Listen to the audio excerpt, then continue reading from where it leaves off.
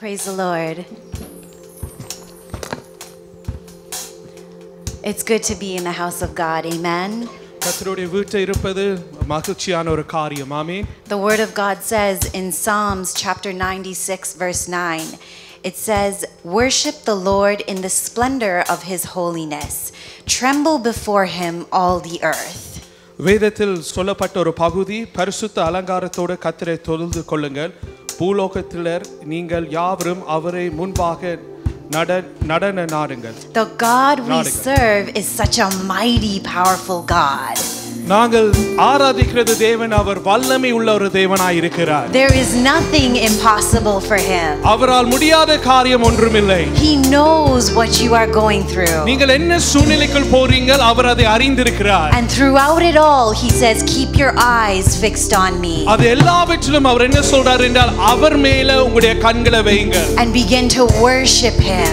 அவரை தொடர்ந்து துதியுங்கள். And as you praise this God, இந்த தேவனை நீங்கள் ஆராதிக்க he will come in your midst. உங்கள் மத்தியில் அவர் வருவார். He will give you what you need. நீங்கள் எதை தேவைப்படுகிறீர்களோ அதை அவர் சந்திப்பார். He will give you your healing. அவர் உங்களுக்கு சுகத்தை தருவார். He will bring restoration. இழந்து போன காரியத்தில் மறுபடி சீர்படுத்துவார் உங்களுடைய வாழ்க்கையில. He will change your situation. உங்களுடைய சூழ்நிலைகள் அவர் மாற்றுவார். So let us lift our hands. நாங்கள் எங்களுடைய கரங்களை உயர்த்தி and let us worship the King. நாங்கள் கர்த்தரை ஆராதிப்போம். Adonai, Abba Father, you are worthy to be praised. அப்பா பிதாவே நீர் ஒரு துதிக்கு பாத்திரராய் இருக்கிறவர். There is no one like you, God. உம்மை போல ஒரு தெய்வம் யாரும் இல்லை. We bring you glory. உமக்கு மகிமை செலுத்துகிறோம். We bring you all the praise. உமக்கு எல்லா மகிமை துதி செலுத்துகிறோம். We honor you, Father. உம்முடைய நாமத்தை மகிமைப்படுத்துகிறோம் பிதாவே. For you are Yahweh. ஏனென்றால் நீர் யாவேயாய் இருப்பதுபடியாலே. You are our Jehovah Jireh. நீர் தான் எங்களுடைய யெகோவா ஈரேயாய் இருப்பவர். You are the God who provides for us. நீர் எங்களுடைய தேவைகளை சந்திக்கிறது தேவனாய் இருக்கிறவர். You are Jehovah Shalom. நீங்கள் Jehovah Shalom. The God who gives us peace in the middle of the storm. புயலின் மத்தியில சமாதானத்தை தருகிறது தேவன் நீர்தான். Jehovah Nissi, you are our banner. Jehovah நிசி நீரே எங்களுடைய வெற்றி கொடி. And God Almighty, you are the King of all kings. சர்வ வல்ல தேவனே நீர் ஒருவர் ராஜாதி ராஜனாய் இருப்பவர். You are the Lord of all lords. நீர் கர்த்தாதி கர்த்தர். You are the Prince of Peace. நீர் சமாதானத்தின் பிரபு உள்ளவர். Emmanuel, God that is with us. Emmanuel நம்மோடு இருக்கின்ற தெய்வம். Blessed Redeemer. எங்களை ரட்சிக்கப்படுகிற மீட்டெடுக்கிற தெய்வம். Yes, God, you are our Savior. ஆம் பிதாவே நீர் எங்களுடைய இரட்சகர். Thank you, Lord, for coming here in this place. ஆண்டவரே இந்த இடத்தில் நீங்கள் வந்ததற்காக நன்றி. We thank you for your presence, Holy Spirit. பரிசுத்த ஆவியானவர் உங்களுடைய பிரசன்னத்துக்காக நன்றி. As we praise you today, let it be a sweet sound in your ear. இந்த காலை நேரத்தில் நாங்கள் உம்மை ஆராதிக்கக்குள்ள அது உங்களுக்கு ஆண்டவரே இனிமையான ஒரு காரியமாய் இருப்பதாக. Let it be beautiful before you and let our hands be cleansed with your blood as we lift up our hands in your presence. ஆண்டவரே உங்களுக்கு முன்பாக அருமையா இருக்கட்டும் எங்களுடைய கரங்கள் கைகளை உங்களுடைய இரத்தத்தினாலே சுத்திகரியும். Let your angels join us in praising you. பிதாவே நாங்கள் உம்மை துதிக்கக்குள்ள உங்களுடைய தேவ தூதர்கள் எங்களோடு சேர்ந்து ஆராதிக்கட்டும். Take full control of this service from the beginning until the end. தொடக்கத்தில் முடிவிலிருந்து பரிசுத்த ஆவியானவரை முழுவதும் இந்த ஆராதனை ஆட்கொள்ளும். In Jesus' mighty name we pray. இயேசுவின் வல்லமையுள்ள நாமத்தினாலே ஜெபிக்கிறோம். Amen. Amen. Let us praise our God.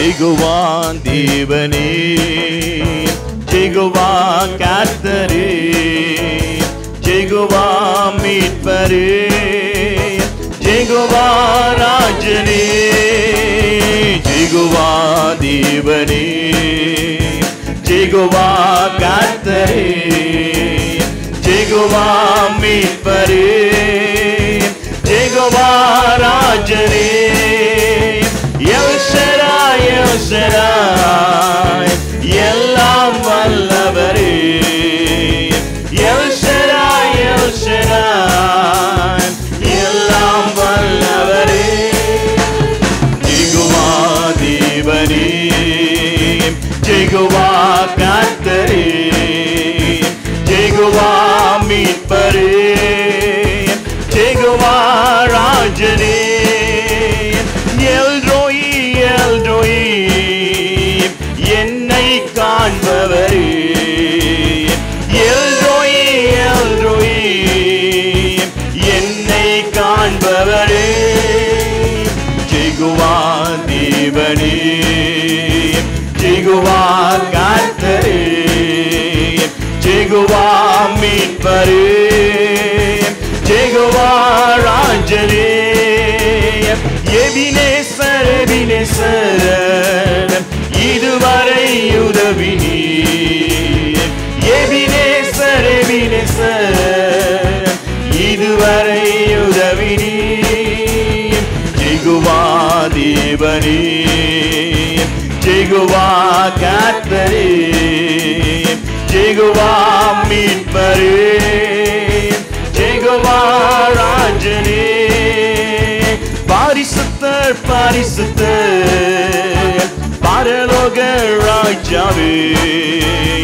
பரிசுத்தர் பரிசுத்தர் பரலோக ராஜாவே ஜெகுவா தேவனே ஜெகுவா கர்த்தரே ஜெகுவா மீட்பரே ஜெகுவா ராஜனே.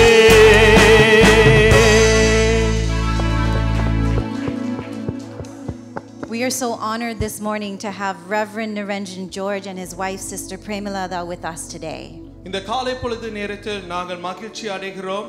விசேஷமாக ரெவரண்ட் நிரஞ்சன் ஜார்ஜும் அவருடைய மனைவி சிஸ்டர் Pramalada எங்கள் மத்தியில் இருப்பதற்கு.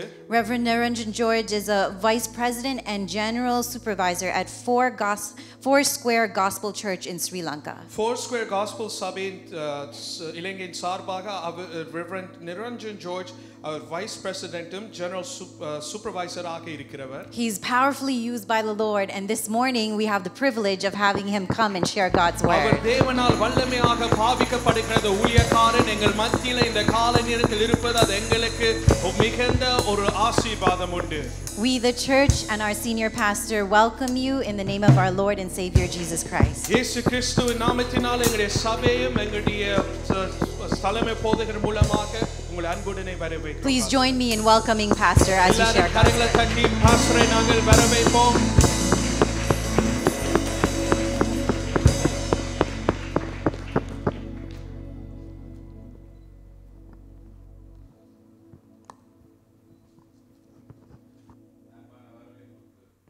அன்பான வரவேற்புக்கு என்னுடைய நன்றிகள். தயவு செய்து யாவரும் உட்காருங்கள்.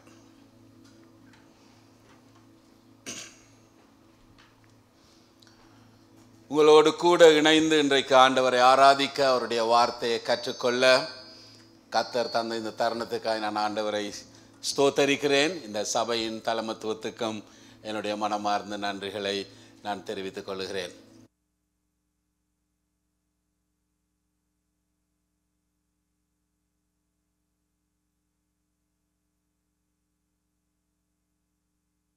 ஆனால் வெள்ளிக்கிழமை அதிகாலை 2 மணி போல் ஆண்டவர் நான் வாஷ்ரூமுக்கு போவதற்காக நான் போன பொழுது கர்த்தர் இப்பொழுது நான் உங்களோடு கூட பேச போகிற செய்தியை பேசும்படி எனக்கு உணர்த்தினபடினாலே நான் அந்த செய்தியை உங்களோடு கூட இந்த காலை வேளையில் நான் பகிர்ந்து கொள்ள விரும்புகின்றேன். இந்த செய்தியினுடைய தலைப்பு உறவை கட்டுவோம் உலகை வெல்லுவோம். உறவை கட்டுவோம் உலகை வெல்லுவோம். யாராவது தயவு செய்து எடுத்தவர்கள் யோவான் எழுதின சுவிசேஷம் 13ஆம் அதிகாரம் 35ஆம் வசனத்தை வாசியுங்கள். யோவான் எழுதின சுவிசேஷம் 13ஆம் அதிகாரம் 35ஆம் வசனம்.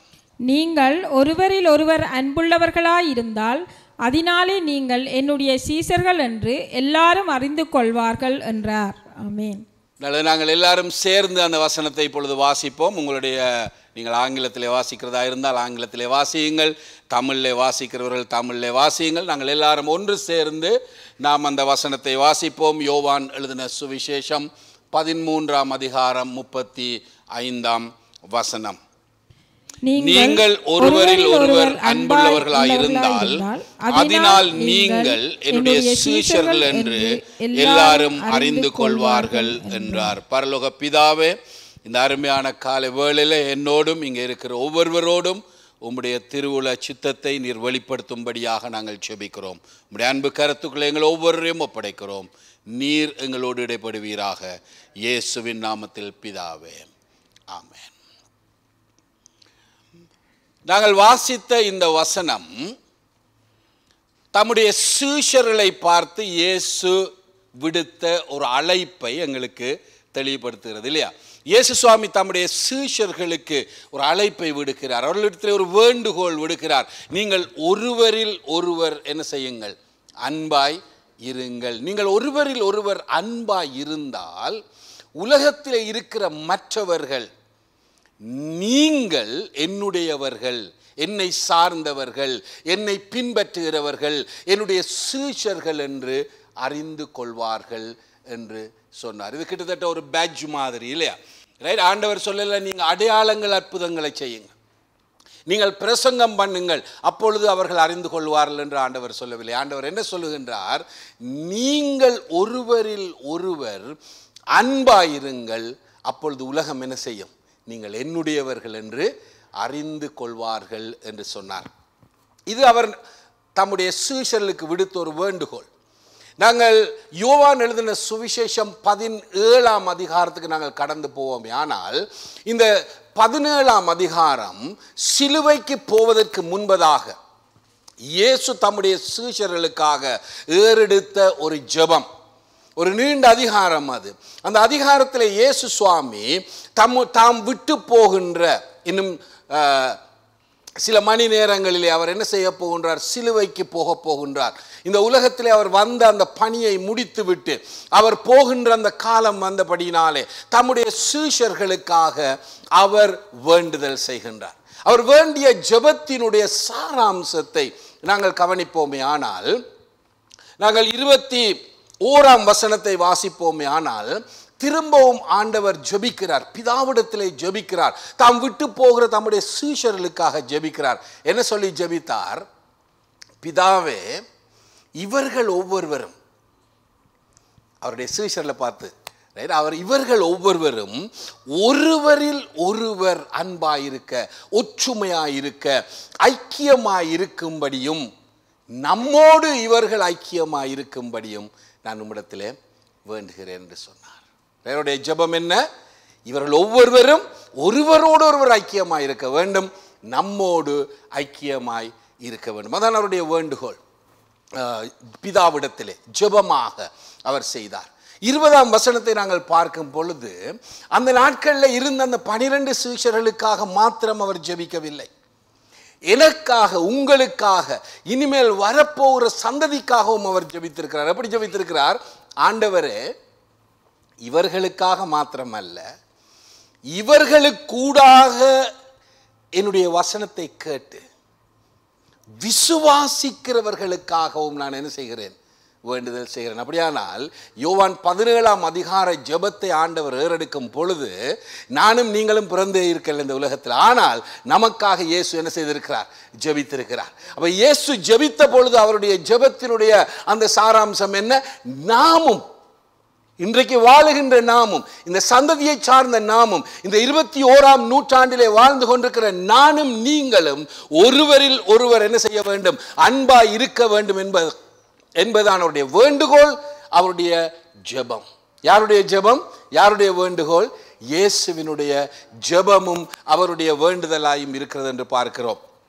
23ஆம் வசனத்தை நாங்கள் பார்க்கும் பொழுது அவர் சொல்லுகின்றார், அந்த சீஷர்களுக்காக ஜெபிக்கும் பொழுது, நான் சொன்னேன் நம்மையும் அது உள்ளடக்கி இருக்கிறது என்று இல்லையா? இப்போ நம்மை உள்ளடக்கின அந்த ஜெபத்திலே அவர் என்ன சொல்லுகின்றார்? 23ஆம் வசனத்திலே அவர் சொல்லுகிறார், ஒருமைப்பாட்டில் அவர்கள் தேறினவர்களாய் இருக்கும்படி. ஒருமைப்பாட்டில் அவர்கள் தேறினவர்களாய் இருக்கும்படி. அதனுடைய அர்த்தம் என்ன? அவர்கள் அதாவது வளர்ச்சி அடைகிறவர்களாக, ஒருமைப்பாட்டில் ஐக்கியத்தை பேணுகிறவர்களாய், ஐக்கியத்தை வளர்க்கிறவர்களாய், ஐக்கியத்தை பேண மற்றவர்களுக்கு உதவி செய்கிறவர்களாக, ஐக்கியத்திலே வளருகிறவர்களாக அவர்கள் இருக்க. இது அந்த ஒரு நாளில் வருகிற ஒரு விஷயம் அல்ல. இது நமக்குள்ளே வளர வேண்டிய, நம்மால் வளர்க்கப்பட வேண்டிய ஒரு விடயமாய் இருக்கிறது. அப்ப நாங்கள் என்ன பார்க்கிறோம் இங்கே, இயேசு சுவாமி தம்முடைய சீஷரிடத்திலே ஒரு வேண்டுகோள் விடுக்கிறார். அதிலே நானும் நீங்களும் உள்ளடக்கப்பட்டிருக்கிறோம். என்ன அந்த வேண்டுதல்? நானும் நீங்களும் ஒருவரில் ஒருவர் அன்பாய் இருக்க வேண்டும். நானும் நீங்களும் ஒருவரில் ஒருவர் அன்பாய் இருக்க வேண்டும். அது மாத்திரமல்ல, ஆண்டவர் என்ன சொல்லுகின்றார், என்ன ஜெபிக்கிறார், என்ன எதிர்பார்க்கிறார் நம்மிடத்தில்? இந்த அன்பில், இந்த ஐக்கியத்தில் நானும் நீங்களும் முதிர்ச்சி அடைய வேண்டும், வளர வேண்டும் என்று அவர் விரும்புகிறார். சரி, இப்போ நாங்கள் பார்த்தோம், இயேசு சுவாமி நம்மிடத்தில் ஒரு காரியத்தை எதிர்பார்க்கிறார். என்ன அந்த காரியம்? நானும் நீங்களும் பேசுவோம். நாங்கள் இன்னும் சத்தமாக சொல்லுவோம், நாங்கள் ஒருவரில் ஒருவர் அன்பாய் இருக்க வேண்டும் என்று அவர் எதிர்பார்க்கிறார். அதில் நாங்கள் வளர வேண்டும் என்று எதிர்பார்க்கிறார். இப்போ யோசிச்சு பாருங்க, இயேசு சுவாமியினுடைய போதனையில் அவருடைய சீஷர்களுக்கு அவர் கொடுத்த ஒரு முக்கியமான வேண்டுகோள் என்ன? நீங்கள் ஒருவரில் ஒருவர் அன்பாயிருங்க. அதோட நிப்பாட்டி விடாமல் அவர் என்ன செய்கின்றார்? தம்முடைய பிதாவிடத்தில் வேண்டுதல் செய்கிறார். ஆண்டவரே, இந்த ஐக்கியமானது இவர்களுக்குள்ளே காணப்பட தேவரீர் உதவி செய்யும் என்று சொல்லி அவர்களிடத்தில் அவர் வேண்டுகோள் விடுக்கிறார். அப்படியானால் இந்த உறவை கட்டுகின்ற, இந்த அன்பில் வளருகின்ற இந்த விஷயமானது இயேசு சுவாமியினுடைய இருதயத்துக்கு எவ்வளவு பிரியமானதும் நெருக்கமானதும் அவரால் முக்கியமானதாக கருதப்பட்ட ஒரு விடயமாயும் இருக்கிறது இல்லையா? ஒத்துக்கொள்றீங்களா? பாருங்க, இயேசு சுவாமி சிலுவைக்கு போக முன்பதாக நடந்த ஒரு சம்பவம் இது. இயேசு சுவாமி சிலுவைக்கு போக முன்பு அவர் இந்த வேண்டுகோளை விடுத்திருப்பாரே, ஆனால் அது அவருடைய இருதயத்துக்கு எவ்வளவு சமீபமானது, எவ்வளவு முக்கியமானது என்பதை நாங்கள் இங்கே காணக்கூடியதாக இருக்கிறது. அப்படியானால் எங்களுக்கு ஒரு கேள்வி எழும்புகிறது, எதற்காக இயேசு இதற்கு இவ்வளவு முக்கியத்துவத்தை கொடுத்தார்? எதற்காக இந்த உறவை கட்டுகின்ற விடயத்திலே இயேசு முக்கியத்துவத்தை கொடுத்தார்? அதை நாங்கள் பார்க்க வேண்டுமானால், அதனுடைய ஆழத்தை, அதனுடைய ரகசியத்தை நாங்கள் புரிந்து கொள்ள வேண்டுமானால் நாங்கள் ஆதியாகம புத்தகத்துக்கு நாங்கள் கடந்து செல்ல வேண்டும். ஆதியாகம புத்தகம் தான் எல்லா விஷயங்களின் ஆரம்பமுமே இல்லையா? ஆதி ஆகமம் என்பது ஆரம்பங்களின் புத்தகம். எல்லாவற்றின் ஆரம்பம், உலகத்தின் ஆரம்பம், மனித ஜாதியின் ஆரம்பம், மனிதனுக்கு ஆண்டவர் காட்டிய அன்பின் அடையாளத்தை வெளிப்படுத்துகின்ற ஆரம்பம், அதுதான் பாவத்தின் ஆரம்பம், பாவத்தின் விளைவின் ஆரம்பம், குடும்பத்தின் ஆரம்பம். இப்படியே நாங்கள் எல்லாவற்றின் ஆரம்பத்தையும் நாங்கள் எங்கே பார்க்கிறோம்? ஆதியாகம புத்தகத்தில். நான் ஒரு கேள்வியை உங்களுக்கு முன்பாய் வைத்தேன், எதற்காக இயேசு இவ்வளவு முக்கியத்துவத்தை கொடுத்தார்? ஆதியாகமம் 2ஆம் அதிகாரம் 18ஆம் வசனம். யாராவது வாசியுங்கள் தயவு செய்து. ஆதியாகமம் 2:18.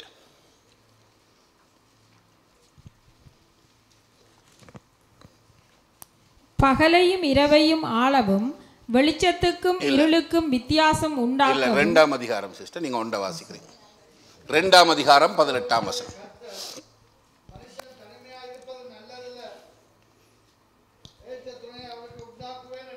நன்றி.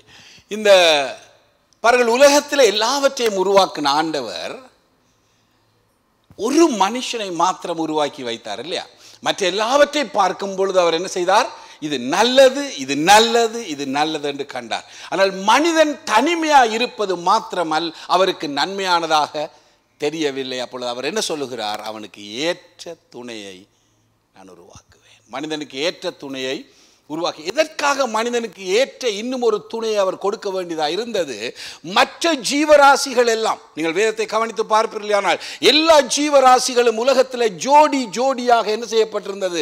உருவாக்கப்பட்டிருந்தது. ஒரு நாய்க்கு இன்னும் ஒரு நாய் இருந்தது, ஒரு சிங்கத்துக்கு இன்னும் ஒரு சிங்கம் இருந்தது, ஒரு கழுகுக்கு இன்னும் ஒரு கழுகு இருந்தது. ஆனால் ஆண் மகனுக்கோ அந்த மனுஷனுக்கு மாத்திரம் உறவாட, அவருடைய உணர்வுகளை பகிர்ந்து கொள்ள, நேரம் செலவிட, தன்னுடைய அன்பை பகிர்ந்து கொள்ள இன்னும் ஒரு அவனை போன்ற அவனுக்கு ஒப்பான இன்னும் ஒரு ஜீவராசி இருக்கவில்லை. ஆகவே ஆண்டவர் என்ன செய்கின்றார்? மனிதன் தனிமையாயிருப்பது நல்லதல்ல. அவன் உறவாட, அவன் பழக, அவன் நேரம் செலவிட, தன்னுடைய உணர்வுகளை பகிர்ந்து கொள்ள, தன்னுடைய அன்பை பகிர்ந்து கொள்ள அவனுக்கு ஒரு ஜீவராசி அவசியம், ஒரு துணை அவசியம் என்பதனாலே ஒரு பெண்ணை என்ன செய்தார்? அவனுக்கு உருவாக்கி கொடுத்தார். தன் குடும்பத்தின் ஆரம்பம் என்று சொல்லுகிறோம் இல்லையா? இப்ப கடவுள் மனிதனுக்காக கொடுத்த முதலாவது கொடை என்ன? ஒரு குடும்பம். ஒரு குடும்பம். இப்ப இந்த குடும்பமானது எதன் அடிப்படையிலே கட்டப்பட்டிருக்கிறது? எதிலே கட்டப்பட்டிருக்கிறது? ஃபவுண்டேஷன் என்ன? ஒரு குடும்பத்தினுடைய ஃபவுண்டேஷன் என்ன? உறவு. பக்கத்தில் இருக்கிறவரை பார்த்து சொல்லுங்க, குடும்பத்தின் ஃபவுண்டேஷன், அஸ்திவாரம் உறவு என்று சொல்லுங்க. பாருங்க, ஒரு குடும்பம், தேவன் குடும்பத்தை மனிதனுக்கு கொடுக்கும் பொழுது அதை உறவின் மேல் கட்டினார், உறவாட கொடுத்தார், உறவுக்காக கொடுத்தார். ஆமென். ஒரு குடும்பம் என்று சொன்னால் அங்கே என்ன காணப்பட வேண்டும்? உறவு காணப்பட வேண்டும். உறவு அந்த குடும்பத்தில் இல்லாவிட்டால் அது குடும்பமே கிடையாது. கணவனுக்கும் மனைவிக்கும், பிள்ளைகளுக்கும் பெற்றோருக்கும், சகோதர சகோதரிகளுக்கும் இடையில் அங்கே என்ன செய்யப்பட வேண்டும்? உறவு காணப்பட வேண்டும். அந்த உறவின் மேல்தான், அந்த உறவுக்காகத்தான் தேவன் குடும்பத்தை மனிதனுக்கு கொடுத்தார். சரி, இப்பொழுது நாங்கள் 3ஆம் அதிகாரத்துக்கு நாங்கள் போகும் பொழுது 3ஆம் அதிகாரத்தில் நாங்கள் என்ன வாசிக்கின்றோம்? ஆதாம் ஏவாள் என்கிற இந்த முதல் சந்ததி அல்லது முதல் தம்பதி தேவன் எதை செய்ய வேண்டாம் என்று விளக்கினாரோ அதை செய்தார்கள், இல்லையா? அதான் நாங்கள் பாவம் என்று சொல்லுகிறோம், மீறுதல் என்று சொல்லுகிறோம்.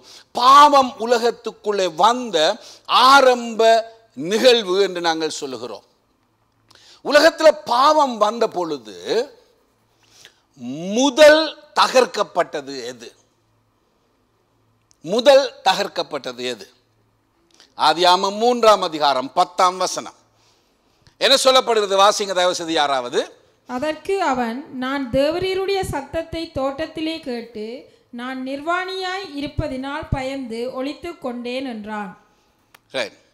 இந்த கதை உங்களுக்கு தெரியும், அநேகமாக எல்லாரும் வாசிச்சிருப்பீங்க. வாசிக்காதவர்கள் வீட்டுக்கு போய் வாசிங்க இந்த 3ஆம் அதிகாரத்தை. இப்போ ஆதாமும் ஏவாளும் தேவன் சாப்பிட வேண்டாம் என்ற கனியை சாப்பிட்டுட்டாங்க. வேதம் சொல்லுகிறது, வளமையாக ஆண்டவர் என்ன செய்திருக்கிறார்? இந்த சந்தர்ப்பம் வரைக்கும் தேவன் ஒவ்வொரு நாளும் அவர்களோடு கூட என்ன செய்தார்? உறவாடினார், அவர்களை சந்தித்தார், அவர்களை முகமுகமாக அவர்களோடு வந்து நேரம் செலவிட்டிருக்கிறார் என்று நாங்கள் வாசிக்கின்றோம். ஆனால் இந்த சந்தர்ப்பத்தில், இந்த குறிப்பிட்ட நாளிலே இந்த கனியை அவர்கள் சாப்பிட்ட பின்பு அவர்களுக்குள்ளே பாவம் மீறுதல் வந்த பொழுது அவர்கள் என்ன செய்தார்கள்? தேவன் வளமே போல வந்தார், அதில் எந்த மாற்றமும் இருக்கவில்லை. அவர் இவர்களை தேடி வரும் பொழுது இவர்கள் அவரை சந்திக்க என்ன செய்யவில்லை? போகல. இது வளமையான நிகழ்வாக இருந்தது. ஆனால் இவர்கள் போகவில்லை. இவர்கள் என்ன செய்து கொண்டிருந்தார்கள்? ஒளித்துக் கொண்டிருந்தார்கள். யாரிடத்தில் இருந்து தங்களை ஒளித்துக் கொண்டார்கள்? யாரிடத்தில் இருந்து தங்களை மறைத்து கொண்டார்கள்? முதலாவது கடவுளிடத்தில் இருந்து தங்களை மறைத்து கொண்டார்கள். ஆண்டவர் வந்து அவனை தேட வேண்டி இருந்தது. ஆதாமே, நீ எங்கே இருக்கிறாய் என்று ஆண்டவர் கேட்க வேண்டி இருந்தது. அப்பொழுது கேட்ட பொழுது அவன் என்ன சொல்கிறான்? நான் நிர்வாணியா இருக்கிறபடினால் ஆண்டவரே, நான் உமக்கு பயந்து இப்பொழுது ஒளித்துக் கொண்டிருக்கிறேன். தைரியமாய், முகமுகமாய், எந்த விதமான தயக்கமும் இல்லாமல் முகமுகமாய் சந்தித்தவன் இப்பொழுது என்ன செய்கின்றான்? ஆண்டவர், எனக்கு பயமா இருக்குது உம்முடைய சமூகத்துக்கு வர. நான் பயத்தினாலே ஒளித்துக் கொண்டிருக்கிறேன் ஆண்டவரே. எனக்கு வெட்கமாய் இருக்கிறது, ஏனென்றால் நான் நிர்வாணியாய் இருக்கிறபடினாலே. பாருங்கள், பாவம் உலகத்தில் வந்த பொழுது பாவத்தின் விளைவும் சாத்தானுடைய சதித்திட்டமும் என்னவா இருந்தது? மனிதனையும் கடவுளையும் பிரிப்பது. ஒரு உறவுல ஒரு விரிசல். யாரோடு இருந்த உறவுல? தேவனோடு கூட இருந்த மனிதனுக்கு இருந்த உறவில் ஒரு விரிசல் ஏற்பட்டது. முதலாவது பாவத்தின் நிமித்தமாக. இரண்டாவதாக என்ன நடக்கிறது? 12ஆம் வசனத்தை வாசியுங்க. அதற்கு ஆதாம், என்னுடனே இருக்கும்படி தேவரீர் தந்த ஸ்திரியானவள் அவ்விருட்சத்தின் கனியை எனக்கு கொடுத்தால் நான் புசித்தேன் என்றான். இப்ப நடக்கிறது? இப்ப ஆண்டவர் ஒரு கேள்வி கேட்கிறார்.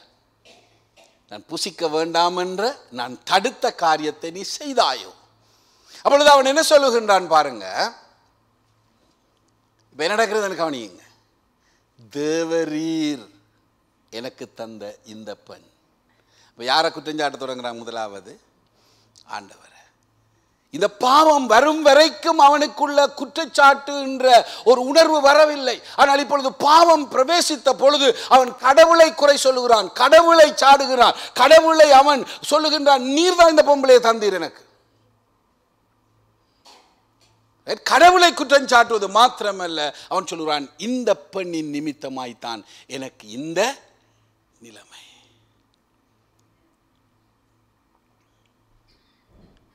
முதலாவது நான் சொன்னேன், கடவுளுக்கும் மனிதனுக்கும் இடையில் இந்த உறவுல விரிசல் வந்தது. இப்பொழுது யாருக்கும் இடையில உறவுல விரிசல் வருகிறது? கணவனுக்கும் மனைவிக்கும் இடையில குடும்ப உறவில் விரிசல் வருகிறது. ஒரு ஆள் என்ன செய்ய ஆரம்பிக்கிறாங்க? இப்ப நான் இல்ல அவட்ட கேட்ட அவ என்ன சொல்லுவா? நான் இல்ல இவ. நம்முடைய குடும்பங்களில் தான் நடக்கிறது சில நேரங்களில், இல்லையா? கணவன்மார் தங்களுடைய பிள்ளைகளை ஒத்துக்கொள்ள முன் வருவதே கிடையாது. ஐ ஆம் சாரி என்று சொல்வதற்கு அவர்கள் ஆயத்தம் கிடையாது. அவர் சொல்வார் நான் சரி, அது பிள்ளையா இருந்தாலும் நான் தான் சரி என்று சொல்லுவார், இல்லையா? ஏனென்றால் ஆண் எப்பொழுதும் சரி என்கிற ஒரு மனோபாவம் அவனுக்குள்ள இருக்கிறது. அது எங்கிருந்து உருவானது என்று விளங்கிக் கொள்ளுங்க. பெண் என்று சொல்லுவார், இல்லை நீங்க தான் காரணம், இல்லாட்டி அவர்தான் காரணம் என்று சொல்லி என்ன செய்கிறார்? ஒருவரை ஒருவர் குற்றம் சாட்டி பிளவுபடுத்துகிற ஒரு காரியத்தை செய்கின்றான். பாருங்க, 25ஆம் வசனம் 2ஆம் அதிகாரம் என்ன சொல்லுகிறது?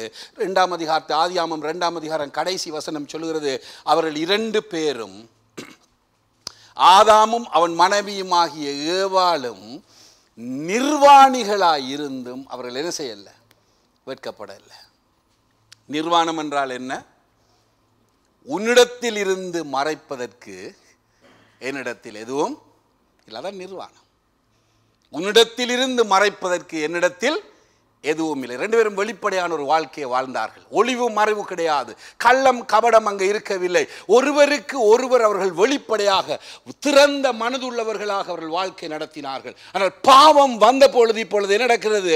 முதலாவது நாங்கள் இந்த 3ஆம் அதிகாரத்தை நாங்கள் வாசித்தால் அவர்கள் என்ன செய்கின்றார்கள்? வெட்கம் அங்கே வருகிறது. வெளிப்படையாய் இருப்பது, திறந்த மனதோடு பேசுவது, உண்மையை ஒத்துக்கொள்ளுவது, உண்மையாக செயல்படுகின்ற காரியம் இப்பொழுது ஒரு வெட்கத்துக்குரிய காரியமாய், அவமானத்துக்குரிய காரியமாய் அவர்களுக்குள்ளே மாறுகிறது. ஆனபடியினால் ஒருவரில் இருந்து ஒருவர் மறைக்க அவர்கள் இலைகுலைகளை பறித்து என்ன செய்தார்கள்? தங்களுக்கு மறைப்பை போட்டுக் கொள்ளுகிறார்கள் என்று பார்க்கிறோம். குடும்பத்துக்குள்ள விரிசல், வெட்கம், அவமானம், ஒருவரை ஒருவர் குற்றம் சாட்டுதல், ஒருவரை குறித்து ஒருவருக்கு பயம், சந்தேகம், இப்படிப்பட்ட பல உணர்வுகள் என்ன செய்தது? அந்த பாவத்தோடு கூட வந்தது. இந்த காலை வேளையில் இந்த செய்தியை நாம் கேட்டுக்கொண்டிருக்கும் பொழுது நம்முடைய குடும்பங்கள் எப்படி இருக்கிறது என்று யோசித்து பாருங்கள். கணவன் மனைவிக்கிடையான உறவு எப்படிப்பட்டதா இருக்கிறது என்பதை யோசியுங்க. பெற்றோருக்கும் பிள்ளைகளுக்கும் இருக்கிற உறவு எப்படி இருக்கிறது என்று யோசியுங்க. வெளிப்படையானதாய் உண்மை உள்ளதாய் இருக்கிறதா, அல்லது உங்களுக்குள்ளே கள்ள தொடர்புகளும் அங்கே வீட்டை விட்டு வெளிக்கிட்டு போனால் நாங்கள் வேறு விதமாகவும், குடும்பத்தில் இன்னும் ஒரு விதமாகவும், மனைவியை கண்டால் ஒரு விதமாய், கணவனை கண்டால் ஒரு விதமாய், பெற்றோரை கண்டால் ஒரு விதமாய், பிள்ளைகளை கண்டால் நாங்கள் ஒரு விதமாய் ஜீவிக்கிறோமா? ஒரு முகமூடியை போட்டவர்களாய் ஜீவிக்கிறோமா? அல்லது நிர்வாணமாய் நாம் ஒருவருக்கு முன் ஒருவர் வெட்கமற்றவர்களாக இதுதான் என்னுடைய உண்மையான வாழ்க்கை என்று காண்பிக்கின்ற அளவுக்கு நாங்கள் வெளிப்படையாக இருக்கிறோமா? பாவம் என்ன செய்தது? முதலாவது கடவுளையும் மனிதனையும் பிரித்தது. 2வது பாவம் என்ன செய்தது? குடும்பத்தை ஒருவரில் இருந்து ஒருவர் பிரித்தது. அதோட முடிஞ்சதா பாவத்தினுடைய விளைவு? நாங்கள் 4ஆம் அதிகாரத்துக்கு போவோம். ஆனால் 4ஆம் அதிகாரத்திலே நாங்கள் இந்த முதல் தம்பதிகளுடைய பிள்ளையை நாங்கள் பார்க்கிறோம். பிள்ளைகள் 2 பேர், காயினும் ஆபேலும். இந்த காயின் ஆபேலுடைய கதை உங்களுக்கு தெரியும் இல்லையா? இந்த காயின் ஆபேல் காணிக்கை கொண்டு போனார்கள். ஆண்டவர் அதை ஏற்றுக்கொள்ளவில்லை. ஒருவனுடைய காணிக்கை ஏற்றுக்கொண்டார், ஒருவனுடைய அண்ணனுடைய காணிக்கை ஏற்றுக்கொள்ளவில்லை. ஆகையினால் காயினுக்கு என்ன வந்தது? கடவுள் மேல் எரிச்சல் வந்தது. அப்படித்தான் வேதம் சொல்லுகிறது. கடவுள் மேல் எரிச்சல் கொண்டவன் கடவுள் அந்த கோபத்தை காட்ட முடியாதபடினால 8ஆம் வசனத்தை வாசிங்க. 4ஆம் அதிகாரம். காயின் தன் சகோதரனாகிய ஆபேலோடே பேசினான். அவர்கள் வயல்வெளிகளில் இருக்கும் சமயத்தில் காயின் தன் சகோதரனாகிய ஆபேலுக்கு விரோதமாய் எழும்பி அவனை கொலை செய்தான். ரைட், கவனிங்க. இப்ப என்ன நடக்கிறது? என்ன நடக்கிறது? காயின் கடவுளோட அவனுக்கு கோபம், என்ற காணிக்கை அவர் ஏற்றுக்கொள்ளல. அந்த கோபம் யார் மேல திரும்பியது? தம்பி மேலே. இவனால தானே, இவங்க நின்று காட்டி, இவன் அந்த ஆட்டுக்குட்டியை கொண்டு வந்திருக்காட்டி ஆண்டவர் என்ன செய்திருப்பார்? என்னுடைய காணிக்கை ஏற்றுக்கொண்டிருப்பார் தானே என்று சொல்லி அவனுடைய கோபம் தன்னுடைய சகோதரன் மேல் திரும்பியது. ஆகையினால் என்ன செய்கிறான்? 8ஆம் வசனம் சொல்லுகிறது, காயின் ஆபேலோடே பேசினான். ஆபேலோட என்ன பேசியிருப்பான்னு யோசிக்கிறீங்க? நயவஞ்சகமாய் பேசுகிறான். தந்திரமாய் அவனை தனிமையாய் அழைத்து கொண்டு போக பேசுகிறான். அவனை ஏமாற்றுகிறான். அவனை ஏமாற்றி எங்கே அழைத்து கொண்டு போகிறான்? வயல்வெளிக்கு. அந்த வயல்வெளிக்கு கொண்டு போகும் பொழுது காயினுடைய மனதில் ஒரு திட்டம் ஏற்கனவே வகுக்கப்பட்டிருந்தது, அவனை கொல்ல. ஆகவே அவன் என்ன செய்கின்றான்? அவனோடு தந்திரமாய் பேசி அவனை வயல்வெளிக்கு அழைத்து சென்று அந்த இடத்திலே அவனை என்ன செய்தான்? அவன் கொலை செய்தான். அவன் கொலை செய்தான். முதலாவது கொலை பாதகம். யார் யாரை கொண்டது? அண்ணன் தம்பியை கொள்கிறான். நியூஸ் பார்த்தோம் என்று சொன்னால் இன்டர்நெட்டில் அல்லது டிவியில் அல்லது பேப்பரில் நாங்கள் நியூஸ் பார்த்தா எங்கேயாவது அண்ணன் தம்பியை கொலை செய்துட்டானேண்டா, படுபாவி இப்படியெல்லாம் செய்துட்டானே என்று சொல்லி நமக்கு கோபம் வரும் இல்லையா? நமக்கு யாரென்றே தெரியாது, ஆனால் நமக்குள்ள ஒரு கோபம், ஒரு ரத்தம் கொதிக்கும். இப்படி செய்துட்டார்களே படுபாவிகள். அதில் இங்கே என்ன செய்யறான்? அந்த எங்கிருந்து உருவானது? ஆரம்பத்தில் காயின் ஆதாம் ஏவாளுடைய பாவத்தின் நிமித்தமாய் உருவான விளைவுகளில் ஒன்று. நாங்கள் இங்கே என்ன பார்க்கிறோம்? சகோதரருக்கு எதிராய் கிரியை செய்கிறாங்க. பாருங்க, இதில் எவ்வளவு நயவஞ்சமாய் தன்னுடைய திட்டத்தை தீட்டுவதற்கு எவ்வளவு நயவஞ்சகமாக. தம்பி வாடா, வயலுக்கு போயிட்டு வருவோம். என்ன சொன்னான்னு நமக்கு தெரியாது. வேதம் சொல்லுது, அவன் பேசினான், வயலுக்கு அழைத்து போனான், அவனை கொலை செய்தான்.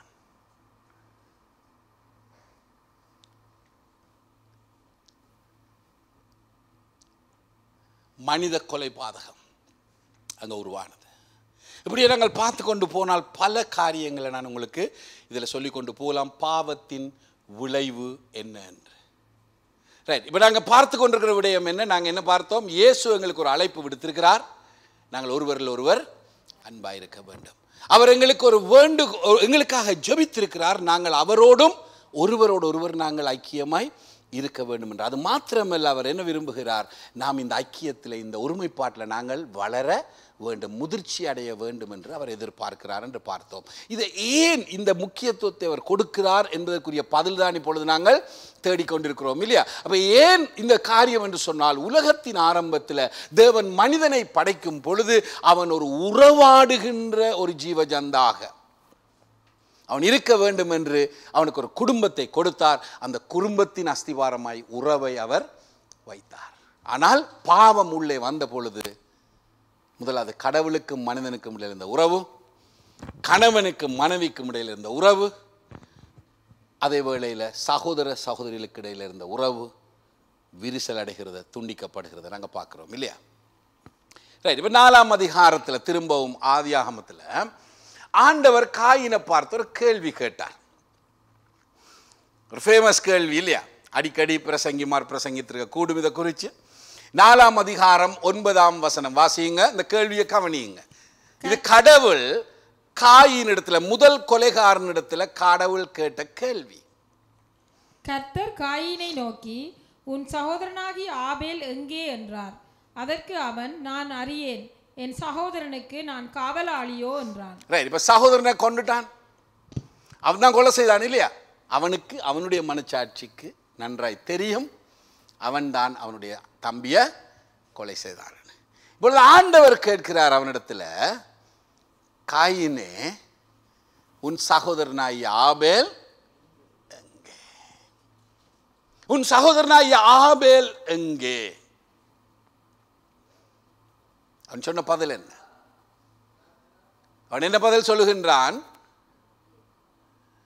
நான் அறியேன், எனக்கு தெரியாது, எனக்கு தெரியாது அவன் எங்க போனான். சில நேரங்களில் வைஃப் மட்டும் வருவாங்க சர்ச்சுக்கு.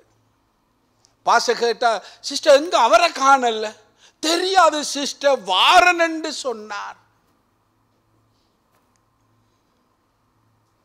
வீட்டில் ஏதோ ஒரு பிரச்சனை நடந்திருக்காள் இல்லையா, ஆனால் அதை சொல்றது இல்லை, எனக்கு தெரியாது.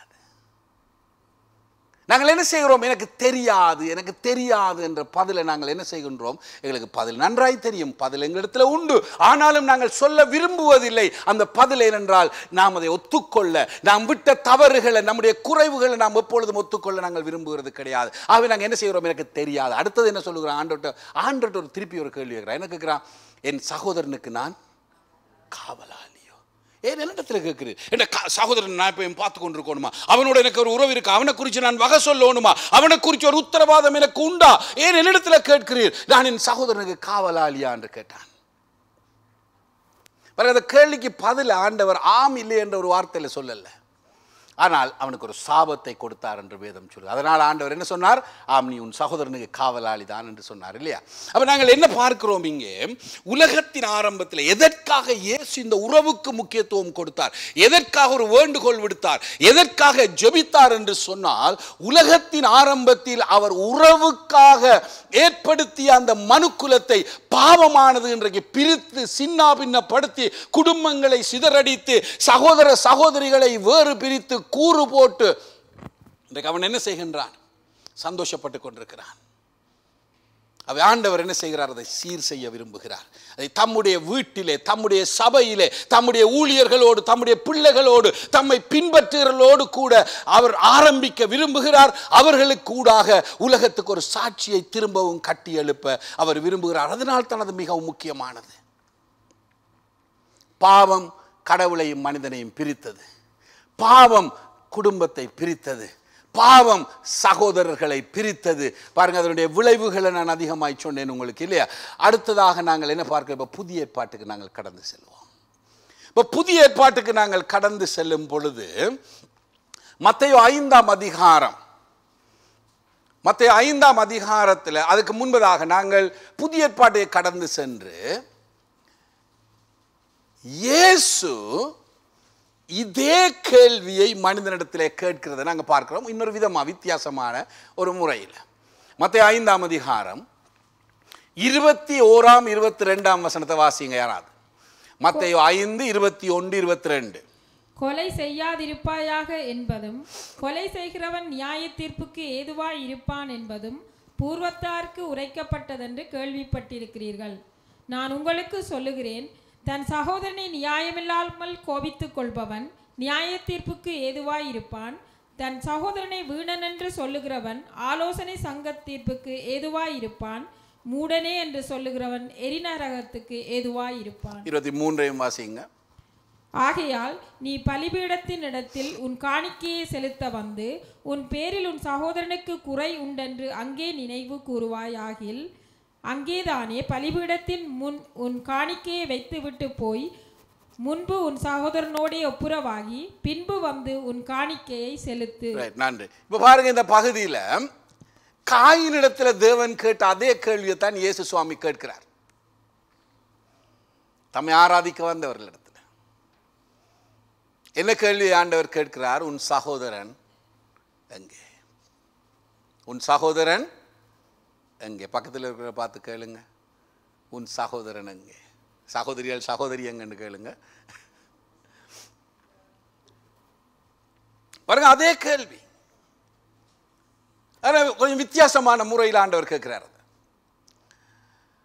21ஆம் வசனத்தில் ஆண்டவர் சொல்கிறார், கொலை செய்யாதிருப்பாயாக என்று பூர்வத்தாருக்கு உரைக்கப்பட்டது.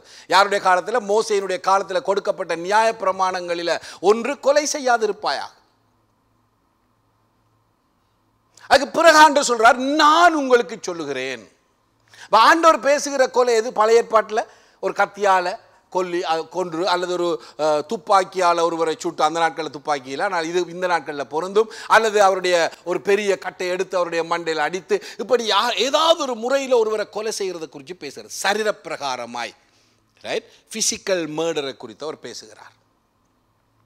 ஆனால் இயேசு சுவாமி சொல்லுகிறார், நான் உங்களுக்கு சொல்லுகிறேன். இது பழைய ஏற்பாட்டு நியாயப்பிரமாணம். ஆனால் நான் உங்களுக்கு சொல்லுகிறேன். அவர் என்ன சொன்னார்ன்னு பார்க்க முதல் இன்னொரு வசனத்தை நாங்கள் வாசிப்போம். 1 யோவான் 3:15. 1 யோவான் 3:15 வாசிங்க யாராவது.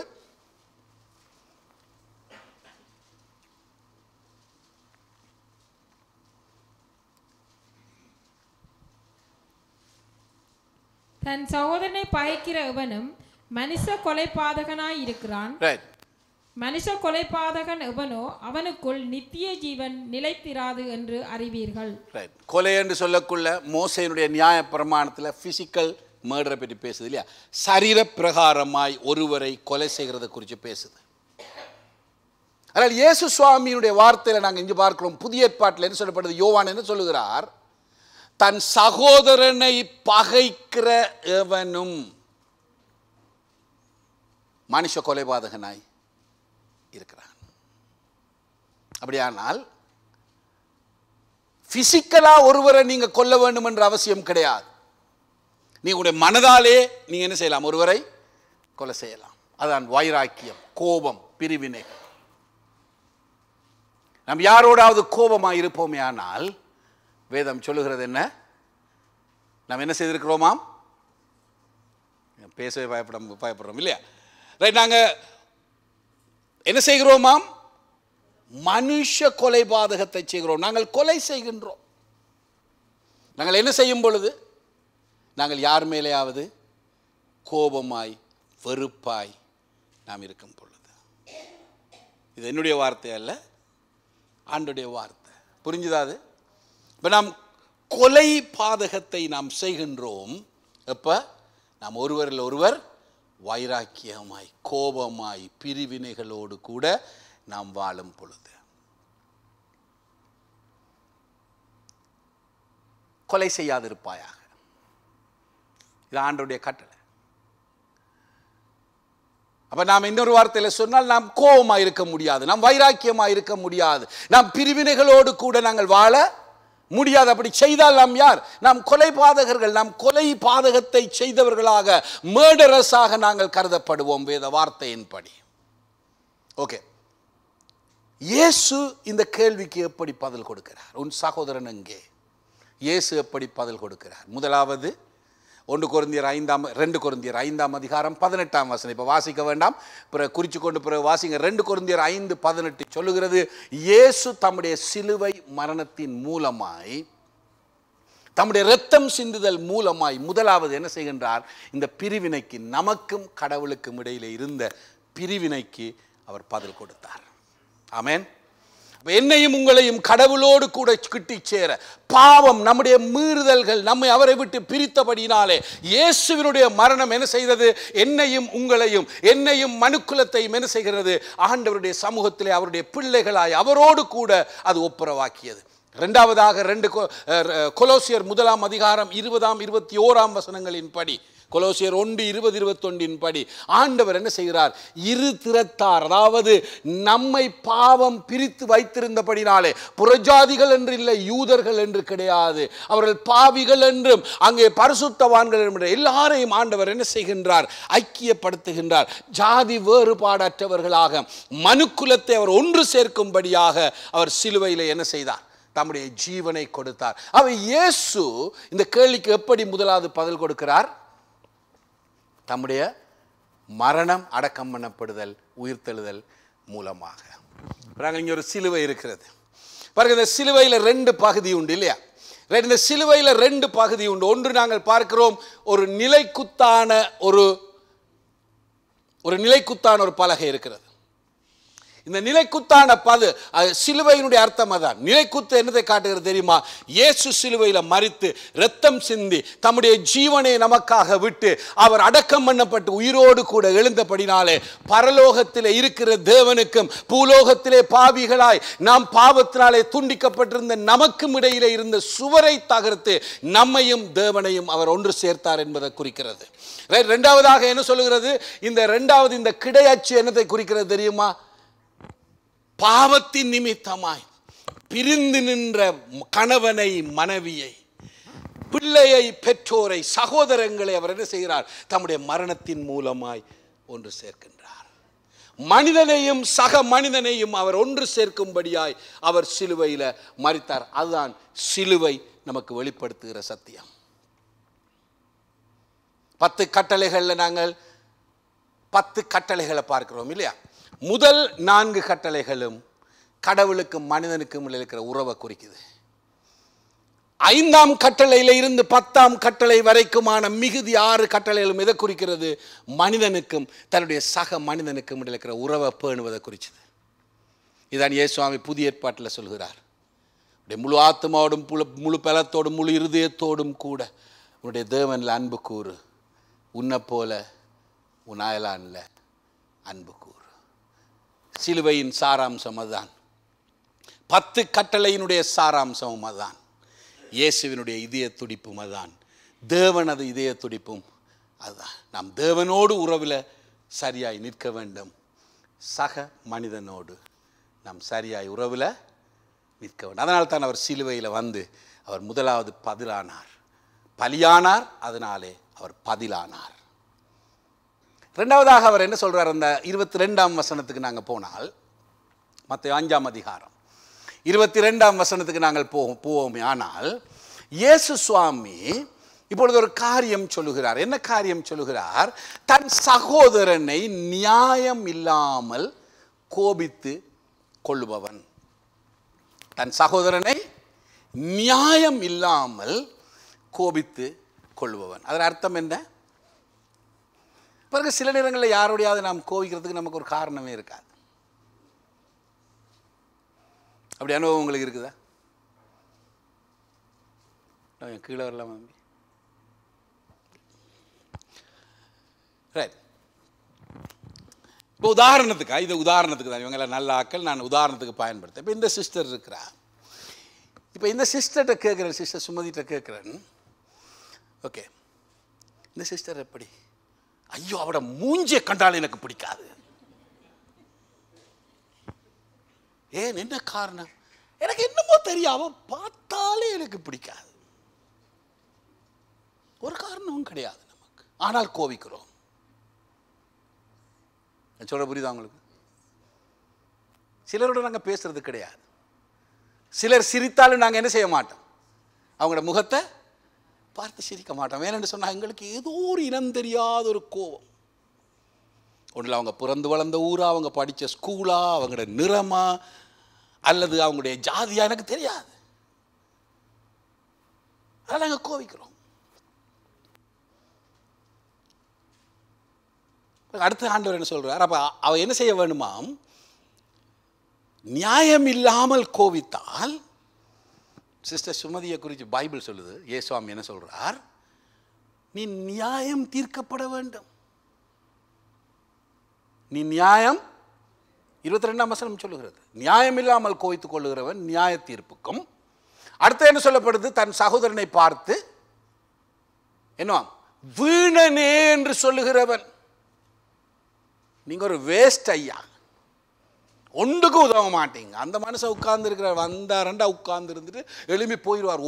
ஒரு பிரயோஜனமும் கிடையாது அந்த மனுஷன்ல. சில நேரத்தில் மனைவிமார் சொல்லுவாங்க, அவர் ஒரு வேஸ்ட், என் கணவன் ஒரு வேஸ்ட், என் பிள்ளைகள் வேஸ்ட், என் மனைவி ஒரு வேஸ்ட். நாங்கள் என்ன செய்கிறோம்? மற்றவர்களை பார்த்து கூசாமல், மற்றவர்கள் ஒரு வேஸ்ட், ஒரு பிரயோஜனம் இல்லாதவர்கள், ஒன்றுக்கும் உதவாதவர்கள் என்று நாங்கள் என்ன செய்கின்றோம்? அவர்களை குறித்து பேசிட்டு அதை குறித்து எங்களுக்கு எந்த குற்ற உணர்வும் கிடையாது. நாங்கள் அதை குறித்து எந்த ஒரு பாதிப்பும் எங்களுக்கு கிடையாது. நாங்கள் சொல்றதெல்லாம் சொல்லிட்டு என்ன செய்கிறோம்? நாங்கள் போகிறோம். ஆனால் ஆண்டவர் என்ன சொல்லுகிறார்? தன் சகோதரனை பார்த்து வீணனே என்று சொல்லுகிறவனை எங்கே கொண்டு நிப்பாட்டணுமாம்? கோட்ஸில். எங்கே கொண்டு போய் நிப்பாட்டணுமாம்? கோட்ஸ்ல நிப்பாட்டணுமா? ஆண்டவர் சொல்லுகிறார். மூன்றாவது ஆண்டவர் என்ன சொல்லுகிறார்? தன் சகோதரனை பார்த்து எவனாவது மடையனே என்று சொல்லுகிறவன், புத்தி இல்லாதவன், முட்டாள் என்று சொல்லுகிறவன். இந்த தங்கச்சியை பார்த்து யாராவது பார்த்து நீ ஒரு முட்டாள், அடிமட்ட முட்டாள், உனக்கு ஒன்றுக்கும் உதவும், உனக்கு படிப்பு மேறாது, சொல்ற புத்தி மேறாது, நாங்கள் என்ன செய்கிறோம்? அவளை பார்த்து அவள் ஒரு ஒன்றுக்குமே உதவாத ஒரு முட்டாள் என்று சொல்லி நாங்கள் சொல்லிட்டு அதை குறித்து நாங்கள் கவலைப்படுறதே கிடையாது. 4 பேர்கிட்ட சொல்லி தெரிஞ்சிடும். இந்த அம்மாட்ட போய் சொல்கிறோம், அந்த சிஸ்டர்கிட்ட போய் சொல்கிறோம், அந்த அண்ணன்கிட்ட போய் சொல்கிறோம், எல்லார்கிட்டையும் போய் என்ன செய்கிறோம்? நாங்கள் அவள் ஒரு மடச்சி, அவள் ஒரு முட்டாள், அவள் ஒரு புத்தியீனமானவள் என்று சொல்லி நாங்கள் என்ன செய்கிறோம்? எல்லாரிடத்திலும் சொல்லுகிறோம். அதை குறித்து நாங்கள் எதுவும் எங்களுக்கு அது ஒரு பாதிப்பை ஏற்படுத்துவது கிடையாது. பைபிள் என்ன சொல்லுது? இயேசுவாமி என்ன சொல்லுகிறார்? உன் சகோதரனை பார்த்து நீ முட்டாள் என்று சொல்லுவாயானால் நீ எங்கே போகணுமா? நீ எங்கே போகணுமா? வேதம் என்ன சொல்லுது? எரி நரகத்துக்கு உன்னை போட வேண்டாம். ஆங்கிலத்தில் ஃபயரி ஹெல் என்று சொல்லப்பட்டிருக்குது. அப்ப இயேசு சுவாமி இந்த இடத்துல என்ன சொல்ல விரும்புகிறார்? காயினை போல நீங்க என்ன செய்ய முடியாது? உங்களுடைய சகோதரனை கொலை செய்துட்டு, சகோதரனை குறித்து சொல்றதெல்லாம் சொல்லிட்டு, சகோதரனை குறித்து தூற்றிட்டு, சகோதரன் என்று சொல்லக்குள்ள உங்களோட மனைவி, கணவன், பிள்ளை, பெற்றோர் எல்லாம் அடங்கும், மாமா, மாமி எல்லாரும் அடங்கும், சக விசுவாசிகள், உங்களோட போதகர் எல்லாரும் அடங்கும். சொல்ற புரியுதா உங்களை? ரைட், இது எல்லாரையும் அடங்கும் அந்த சகோதரர்கள் என்ற வார்த்தை. ரைட், இப்போ சகோதரர்களை குறித்து காயின் இடத்துல ஆண்டவர் கேட்டார், உன் சகோதரன் எங்கே? அவன் என்ன சொன்னான்? என்னட்ட ஏன் கேட்குறது? எனக்கு என்ன தெரியும், எனக்கு என்ன தெரியும், நான் என் சகோதரனுக்கு காவலாளியோ? என் சகோதரனை குறித்து ஏதாவது ஒரு உத்தரவாதம் நான் செய்ய வேண்டுமா?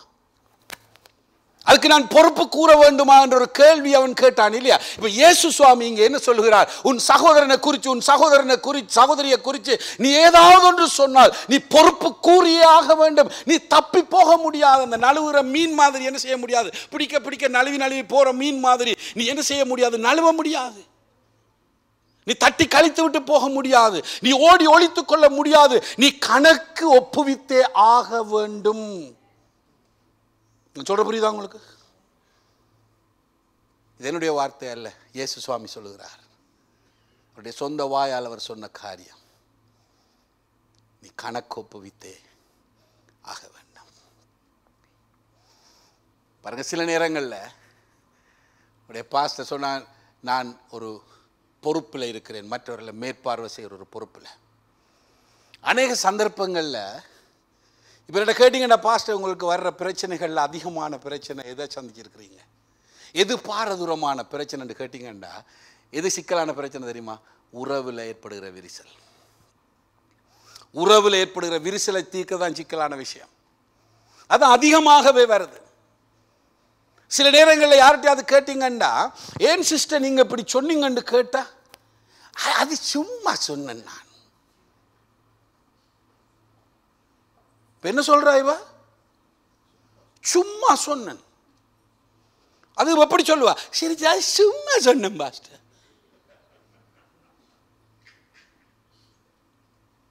ஆனா இவ சொன்ன விஷயம், இவ சொன்ன விஷயம் மிக பாரதூரமானது. ஒருவருடைய குணாதிசயத்தையே இல்லாமல் பண்ணுகின்ற ஒரு விஷயம். இவங்க 2 பேரும் பகுதியா பேசி கொண்டிருக்கும் பொழுது சொல்லல. சொல்ற புரியுதா உங்களுக்கு? 2 பேரும் பகுதியா 2 ஃப்ரெண்ட்ஸ் பேசக்குள்ள பேசின விஷயம் அல்ல. இவர்கள் 2 பேருக்கும் உள்ள இது ஊரெல்லாம் அறிஞ்சிட்டு எல்லாருக்கும் தெரியும். இவ சொன்ன அந்த அபாண்டமான, இப்ப என்ன சொல்றா? விசாரிக்கும் பொழுது என்ன சொல்றா? நான் சும்மா சொன்னேன்.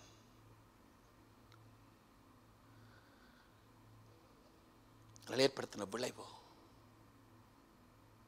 ஏற்படுத்தின காயம், ஏற்படுத்தின வேதனை, ஏற்படுத்தின இதய குமுறல், அதுக்கு யார் பதில் சொல்றது? அநேக கிறிஸ்தவ சமுதாயத்தில் இன்றைக்கு நடக்கிற ஒரு பெரிய பிரச்சனை என்ன தெரியுமா? கதகாவி திரிகிறது. நாங்கள் யாரும் தீர விசுவாரிக்கிறது கிடையாது. பொறுப்பற்றவர்களாய் நாம் என்ன செய்கின்றோம்?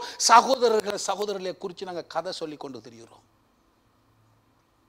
அது எங்களுக்கு ஒரு பழக்கம், கைவந்த கலை. இந்த சிஸ்டர் வாரா இப்போ இந்த சிஸ்டர்கிட்ட வாரா, சரி பேர்கிட்ட வந்து என்ன செய்கிறா, அக்கா உங்களுக்கு தெரியுமா ஒரு விஷயம், இந்த அவங்களோட வீட்டில் இன்றைக்கு இந்த சிஸ்டரை விட்டு இறைச்சி கறி, அதுவும் ஒரு கதைன்னு சொல்லுவாங்க சில பேர். அவட மகள் ஓடி போயிட்டாலாமே.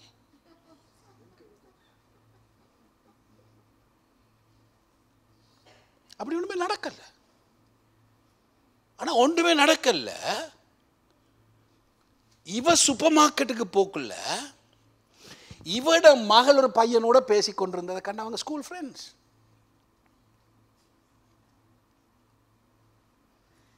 இப்போ அந்த நேரம் அங்கேருந்து கால் பண்ணுறா, உங்களோட மகள் எங்க? இவ சொல்கிறா, எனக்கு தெரியாது, ஸ்கூலுக்கு போனாள். அப்போ அவள் என்ன முடிவு செய்துட்டா, ஒன்றும் ஒன்றும் ரெண்டு தான். பையனோட பேசிக்கொண்டு நிற்கிறாள். வீட்டில் அம்மா சொல்கிறா, வீட்டில் இல்லை அப்பா ஏதோ சம்திங் அங்கே நடந்துட்டு. இப்போ இவ என்ன செய்கிறா, இந்த சிஸ்டர் இப்போ இவட்ட சொன்னோடனே இவ என்ன செய்கிறா, இவக்கு அது அவள். இப்போ இவ உடனே ஃபோன் எடுத்து இப்போ சமைச்சு கொண்டிருந்த சமையலையும் விட்டுட்டு இவக்கு எடுத்து, அம்மா உங்களுக்கு தெரியுமா இப்படி ஒரு சம்பவமாமே. அப்போ இவ எடுத்து அங்காள் அந்த சகோதரிக்கு ரைட். இப்போ ஊரெல்லாம் பரவிட்டு அந்த சிஸ்டர் மகள் ஓடி போயிட்டாள்.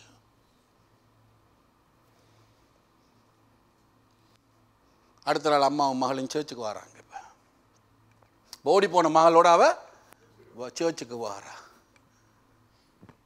தங்கச்சி இவ என்ன செய்யற, இப்போ ஓடி போய் அவளோட கையை கொடுத்து ஷேப் பண்ணிடுவா. இப்போ இவ கேட்குறா, என்னக்கா நீங்கள் அன்றைக்கு ஏதோ கதை சொன்ன. அப்போ இவ கேட்குறா என்ன புள்ள நீ அங்கே அன்றைக்கு ஓடி போனேன்னு.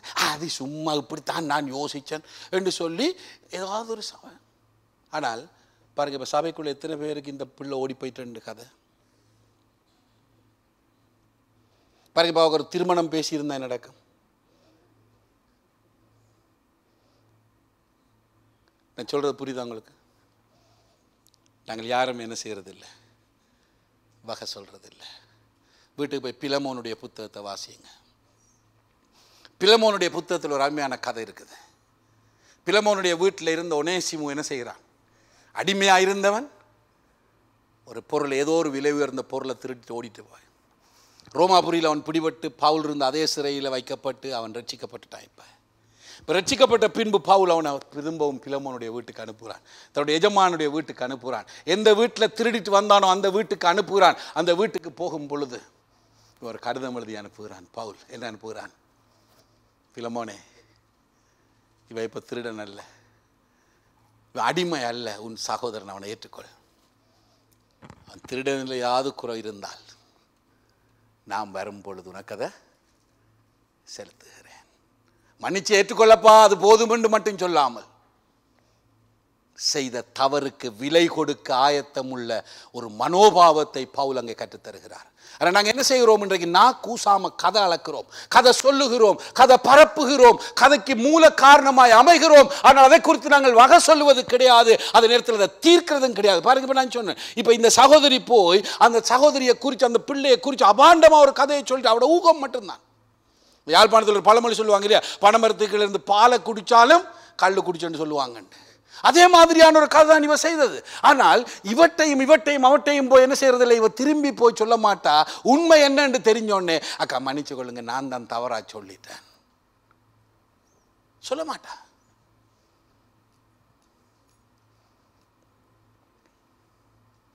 நான் பொறுப்பு கூறுவது கிடையாது. இயேசுவாமி சொல்லுகிறார், உன் சகோதரனுக்கு எதிராக நீ செய்கிற ஒவ்வொரு காரியத்துக்கு நீ பொறுப்பு கூறியே ஆக வேண்டும். உன் சகோதரனுக்கு எதிராக நீ செய்கிற ஒவ்வொரு காரியத்துக்கு நீ என்ன செய்ய வேண்டும், பொறுப்பு கூறியே ஆக வேண்டும். எப்படி அதை பொறுப்பு கூறுதல் ஆண்டவர் செய்யும்படி சொல்லுகிறார். 23ஆம் வசனம், 5ஆம் அதிகாரம் 23. நாங்கள் ஏற்கனவே வாசிச்சோம், திரும்ப வாசிங்க அந்த வசனத்தை ஒரு முறை. ஆகையால் நிப்பாட்டுங்க. ஆகையால் வேதத்தை நீங்க வாசிக்கும் பொழுது அல்லாமலும், ஏனெனில், ஆகவே, அதாவது, ஆகையால் போன்ற சொற்களை, அப்பொழுது, இப்படிப்பட்ட சொற்களை நீங்கள் காண்பீர்களே ஆனால் அதை தட்டி கழிச்சிட்டு போயிடாதீங்க. விளங்கான்னு சொல்றது, வேதத்தை வாசிக்கும் பொழுது அதற்கு ஒரு முக்கியத்துவம் உண்டு. ஆகையால் இந்த சொல் மிக முக்கியம். ஏன் இந்த சொல் முக்கியம்? இது 2 விடயங்களை ஒன்றோடு ஒன்று இணைக்கிற சொற்கள். அந்த சொற்கள் என்ன? இணைப்பு சொற்கள், கனெக்டிங் வேர்ட்ஸ். எது? ஆகவே, அல்லாமலும், ஏனெனில், ஆனால், அதாவது, அப்பொழுது என்கிற சொற்கள். அப்ப தட்டி கழிச்சிட்டு போகாதீங்க, அந்த சொற்களை நிறுத்தி வாசியுங்க. ஆகையால், இங்கே ஆண்டவர் என்ன சொல்கிறார்? ஆகையால் நீ பலிபீடத்தினிடத்தில் வரும் பொழுது, ஆகையால் என்று சொல்லும் பொழுது எதனால? 22ஆம் வசனத்தில் நான் சொன்ன பொறுப்பு கூறுதல் உனக்கு இருக்கிறபடியினால். எந்த பொறுப்பு கூறுதல்? உன் சகோதரனுக்கு விரோதமாய் நீ செய்கிற எந்த காரியமானாலும் அதை குறித்து நீ வகை சொல்லி ஆக வேண்டும், நீ கணக்கொப்புவிக்க வேண்டும், நீ பொறுப்பு கூற வேண்டும் என்பதினால். இப்ப கவனிங்க, நீ பலிபீடத்தினத்தில் காணிக்க செலுத்த வரும் பொழுது, இன்னொரு வார்த்தையில் சொன்னால், இது பழைய ஏற்பாட்டில் ஆண்டவர் பழைய ஏற்பாட்டின் முடிவில் சொன்ன விஷயம் இல்லையா? காணிக்கையை குறித்து, பலிபீடத்தில் காணிக்க செலுத்துறது, பலி செலுத்துறதை குறித்து பேசுகிறார். நாம் அதை ஆராதனை என்று நாங்கள் சொல்லலாம் இல்லையா? நீ ஆராதிக்க வரும் பொழுது, கம்யூனியன் எடுக்க வரும் பொழுது, தேவ சமூகத்துக்கு ஜெபிக்க நீ வரும் பொழுது, அது வீட்டிலையா இருக்கலாம், சபையிலையா இருக்கலாம், நீ ஜெபிக்க வரும் பொழுது, சுருக்கமாக சொன்னால், உன் பேரில் உன் சகோதரனுக்கு குறை உண்டென்று அங்கே நினைவு கூறுவாயாக. இல்லைங்க, நீ ஜெபிக்க வந்திருக்கிற, இப்ப உனக்கு என்ன ஞாபகம் வருது? இப்ப உண்ட சகோதரனோட, உண்ட சகோதரியோட, உண்ட வைஃபோட, உண்ட பிள்ளையோட, உண்ட பெற்றோரோட, உண்ட மாமனாரோட, உண்ட மாமியோட, சின்னத்தில் மாமியாருக்கு மருமகளுக்கு இடையில நிறைய பிரச்சனைகள் இருக்கு இல்லையா? அந்த கோவத்தோடய வந்திருப்பாங்க வீட்டில். நாங்கள் இப்போ என்ன செய்கிறோம்? அந்த காரியம் உன்னை குறித்து உண்ட சகோதரனுக்கு ஏதோ ஒரு பிரச்சனை இருக்குது, உன்னை குறித்து அவர்களுக்கு ஏதோ ஒரு பிரச்சனை, நீ ஏதோ செய்த ஒரு காரணத்தால். இப்போ திரும்ப நாங்கள் இப்போ உதாரணத்துக்கு எடுத்தால், இப்போ இந்த சகோதரிக்கு எப்படியோ விஷயம் தெரிஞ்சுட்டேன்னு வச்சுக்கொள்வோம். இவட காதில் விழுந்துட்டு என்ன விழுந்துட்டு, தண்ட மகளை குறித்து இவ என்ன செய்துட்டா? இவ அவதூறு பேசிட்டா, தண்ட மகளை குறித்து இல்லாத கதை பரப்பிட்டா என்ற குற்றச்சாட்டு அவட காதில் போயிட்டு, இப்போ அவக்கு என்ன நடக்குது? ஒரு மன வருத்தம், ஒரு கோபம். இவ கண்டாலே அவக்கு பிடிக்காது. இப்போ இந்த போராளி இவள்தான் இந்த குடியை கெடுக்க பார்த்தவள் இல்லையா? அந்த அந்த அந்த வேதனை. இப்ப ஜெபிக்க வருகிறோம், ஜெபிக்க இங்க வந்து உட்கார்ந்து இருக்கிறோம், சகோதரிக்கு இப்ப ஞாபகம் வருது. என்ன ஞாபகம் வருது? அவட குறை அவக்கு ஞாபகம் வரும் இல்லையா? இவோட கோவம், இவ கண்டாலே பிடிக்காது இல்லையா? என்ன சொன்ன, முகத்தை பார்த்தாலே பிடிக்காது. இப்ப இவக்கு ஞாபகம் வருது என்ன? அவ கதைக்கிறா இல்லை இவோட. இப்ப என்னோட அவக்கு ஒரு மன வருத்தம் இருக்கிறது என்பது இவக்கு தெரியும். அதே நேரத்தில் என்னவும் தெரியும், ஏன் கதைக்கலன்னு தெரியும் இல்லையா? இவ போய் சொல்லலாது இன்னொரு ஆள்கிட்ட, அவ என்ன பார்த்து கதைக்கிறலே நண்டுதான் எனக்கு புரியலன்னு சொல்லலாது. நல்லாவே தெரியும் இல்லையா? இவ என்ன செய்தா, ஏன் இவோடு அவ கோபமாயிருக்கிறா என்று தெரியும். அப்ப உன் பேரில் உன் சகோதரிக்கு கோபம் உண்டு என்று அங்கே நினைவு கூறுவாயாக. எங்க? தேவ சமூகத்தில் நீ நினைவு கூறுவாயாகில்.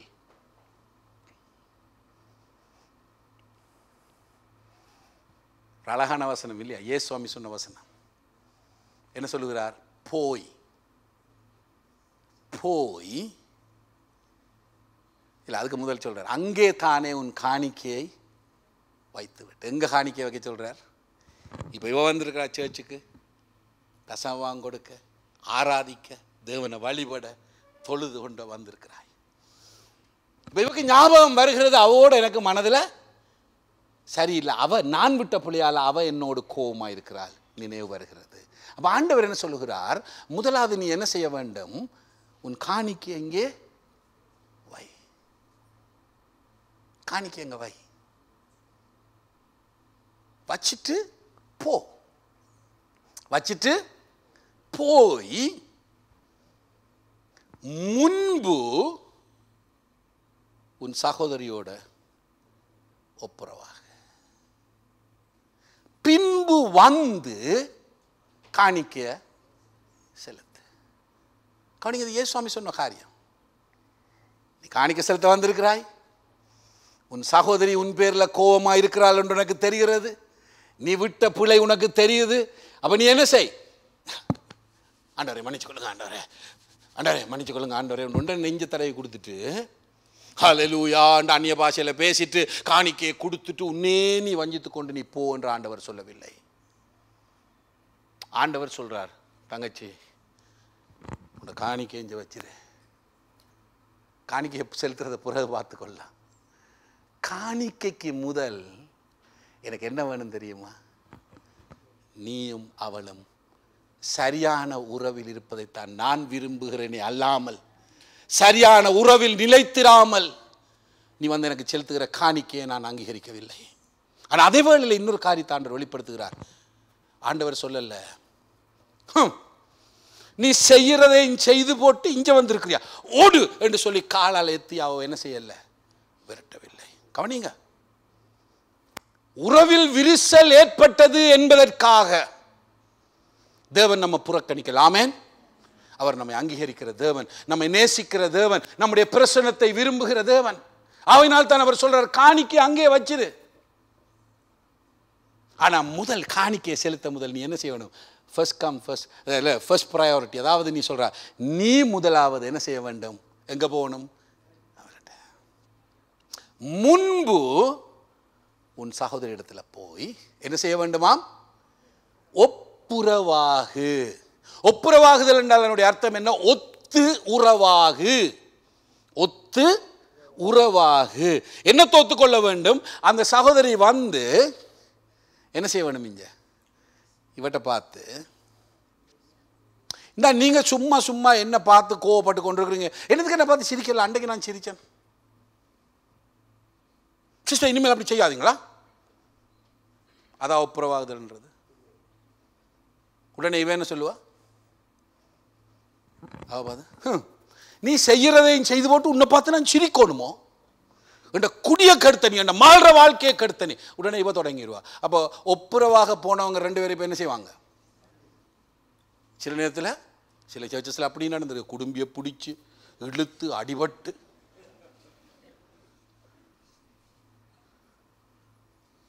ஆண்டவர் சொல்லுகிறார், நீ ஒப்புரவாகு, ஒத்து உறவாகு. அவன் என்ன செய்ய வேண்டாம்? இந்த சகோதரி இவவிடத்தில் வந்து என்ன சொல்ல வேண்டும்? அக்கா என்னை மன்னிச்சு கொள்ளுங்க, அக்கா என்னை மன்னிச்சு கொள்ளுங்க, உங்களோட மகளை குறித்து நான் தப்பா பேசிட்டேன், ரெண்டு பிள்ளை அதை செய்திருக்க கூடாது, என்ன மன்னிச்சு கொள்ளுங்க. நான் சொன்னது புரிஞ்சுதா? அதுதான் ஒத்து உறவாகிறது. இப்ப அவ மன்னிப்பு கேட்க தாழ்மை அவசியம். மன்னிப்பு கேட்க தாழ்மை அவசியம். தாழ்மையோடு வந்து மன்னிப்பு கேட்கும் பொழுது இவ என்ன செய்யணும்? இவக்கு ரெண்டு விதமான பிரதிபலிப்பு காணலாம். சும்மா வந்து மன்னிப்பு கேட்டுக்கொண்டு கதைக்கிறதையும் காய்ச்சிட்டு, அவள் எவ்வளவு அழுதால் தெரியுமா, நான் எவ்வளவு அழுதான்னு தெரியுமா, சமூகத்தில் தலை காட்ட முடியாத ஒரு பாரதூரமான பிரச்சனையை உண்டு பண்ணிட்டா, நீ எல்லாம் ஒரு மனுஷன் வந்து போலிக்கு முன்சி வரிசையில் உட்கார்ந்துட்டு மைக்கையும் பிடிச்சிட்டு பைபிளையும் வாட்சி கொண்டு ஒரு போலி வேஷம் போடுகிறாய் நீ என்று என்ன செய்யலாம்? இவ ஏசி அனுப்பலாம். மறுபக்கத்தில் இவ என்ன செய்யலாம்? நான் கிறிஸ்துவின் பிள்ளை, கிறிஸ்துவின் குணாதிசயம் எனக்குள்ள இருக்கிறது என்று சொல்லி, சரி தங்கச்சி நீ உன்னை பிள்ளையை ஒத்துக்கொண்ட, நான் மன்னிக்கிறேன் என்று சொல்லி ஒப்புரவாக முடியும். இப்போ ரெண்டு பக்கம் இருக்குது. மன்னிப்பு கேட்கறதுக்கு தாழ்மை அவசியம், மன்னிப்பு கொடுக்கிறதுக்கு கிறிஸ்துவின் குணாதிசயம் அவசியம். இந்த ரெண்டும் இருந்தால் தான் கிறிஸ்தவ வாழ்க்கையில் உறவுகள் சீர்படும். அப்போ ஆண்டவர் என்ன சொல்லுகிறார்? நீ போய் உன் சகோதரியோடு ஒப்புரவாகி பின்பு வந்து காணிக்கையை செலுத்தி. இப்போ என்ன சொல்கிறார் ஆண்டவர்? நீ தனிய உன்னுடைய சகோதரியோ பகைச்சு கொண்டு நீ மட்டும் இங்கே வந்து எனக்கு காணிக்கை செலுத்துகிற நான் விரும்பல. உன் சகோதரியோடு வா. சகோதரியோடு வாண்டா என்ன அர்த்தம்? போய் அவட கையை பிடிச்சி அக்கா வந்து எனக்கு பக்கத்தில் உட்காருங்க அக்கான்னு சொல்கிறதா? இல்லை. எங்கே இருக்க வேணும் சகோதரி? ஆமென்.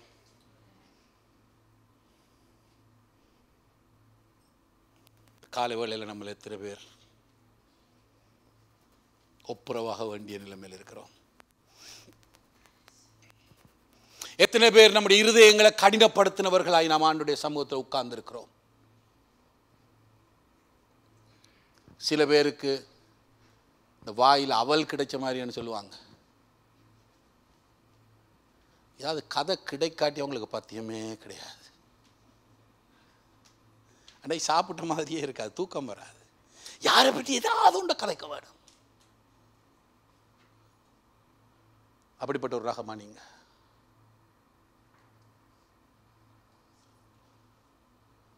ஒப்புரவாகுதல் நான் விட்ட பிழையை நான் ஒத்துக்கொள்ளும்போதுதான் வறுமை அல்லாமல் நான் குற்றப்பத்திரிகை வாசிக்கிறதா இல்லை. பாருங்க, கணவன் மனைவிக்கு இடையில இந்த சரி சரி பரவாயில்ல, நீ இனிமேல் இப்படி செய்யாதே, அதான் புருஷன்மார் மனைவிக்கு சொல்றது. அப்போ அவ என்ன செய்வா? ஓ, நீங்க மட்டும் என்னவா, நீங்க அப்படி செய்யலையோ, அப்போ நீங்க இப்படி செய்யலையோ, அவ ஒரு பெரிய லிஸ்டே வாசிப்பா.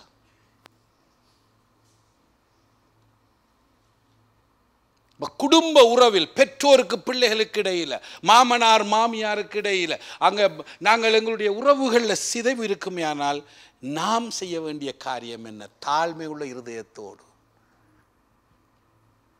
நாம் கணக்கொப்புவிக்க வேண்டியவர்களாக இருக்கிறபடினால் நாம் என்ன செய்ய வேண்டும்? ஒப்புரவாக. எப்படி ஒப்புரவாகிறது? குற்றப்பத்திரிகையை கொண்டு போய் இந்த கோர்ட்ஸில் ஒரு முதலியார் இருக்கிறது தெரியுமா உங்களுக்கு? அவர் என்ன செய்வார்? வழக்கு நம்பர் 874, ரைட், சுப்பிரமணியம், கந்தசாமி, ராசையா அப்படி கூப்பிட்ட உடனே வருவாங்க. 3 பக்கத்துலையும் வந்தோடனே இவர் என்ன செய்வார்? குற்றப்பத்திரிகை கொண்டு வாசிப்பார்.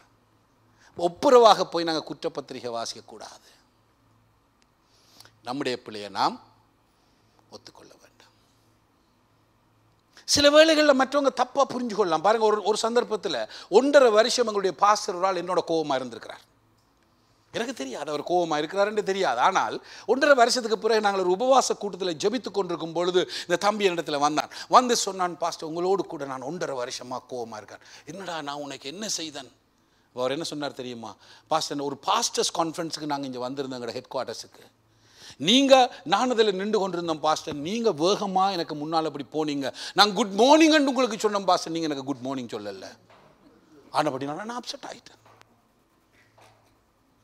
சொல்ல புரியுதா உங்களுக்கு? இது உண்மை சம்பவம், நான் கூட்டி குறைய சொல்லலை. 1.5 வருஷம் பாருங்க. இவனோட நான் என்ன செய்திருக்கலாம்?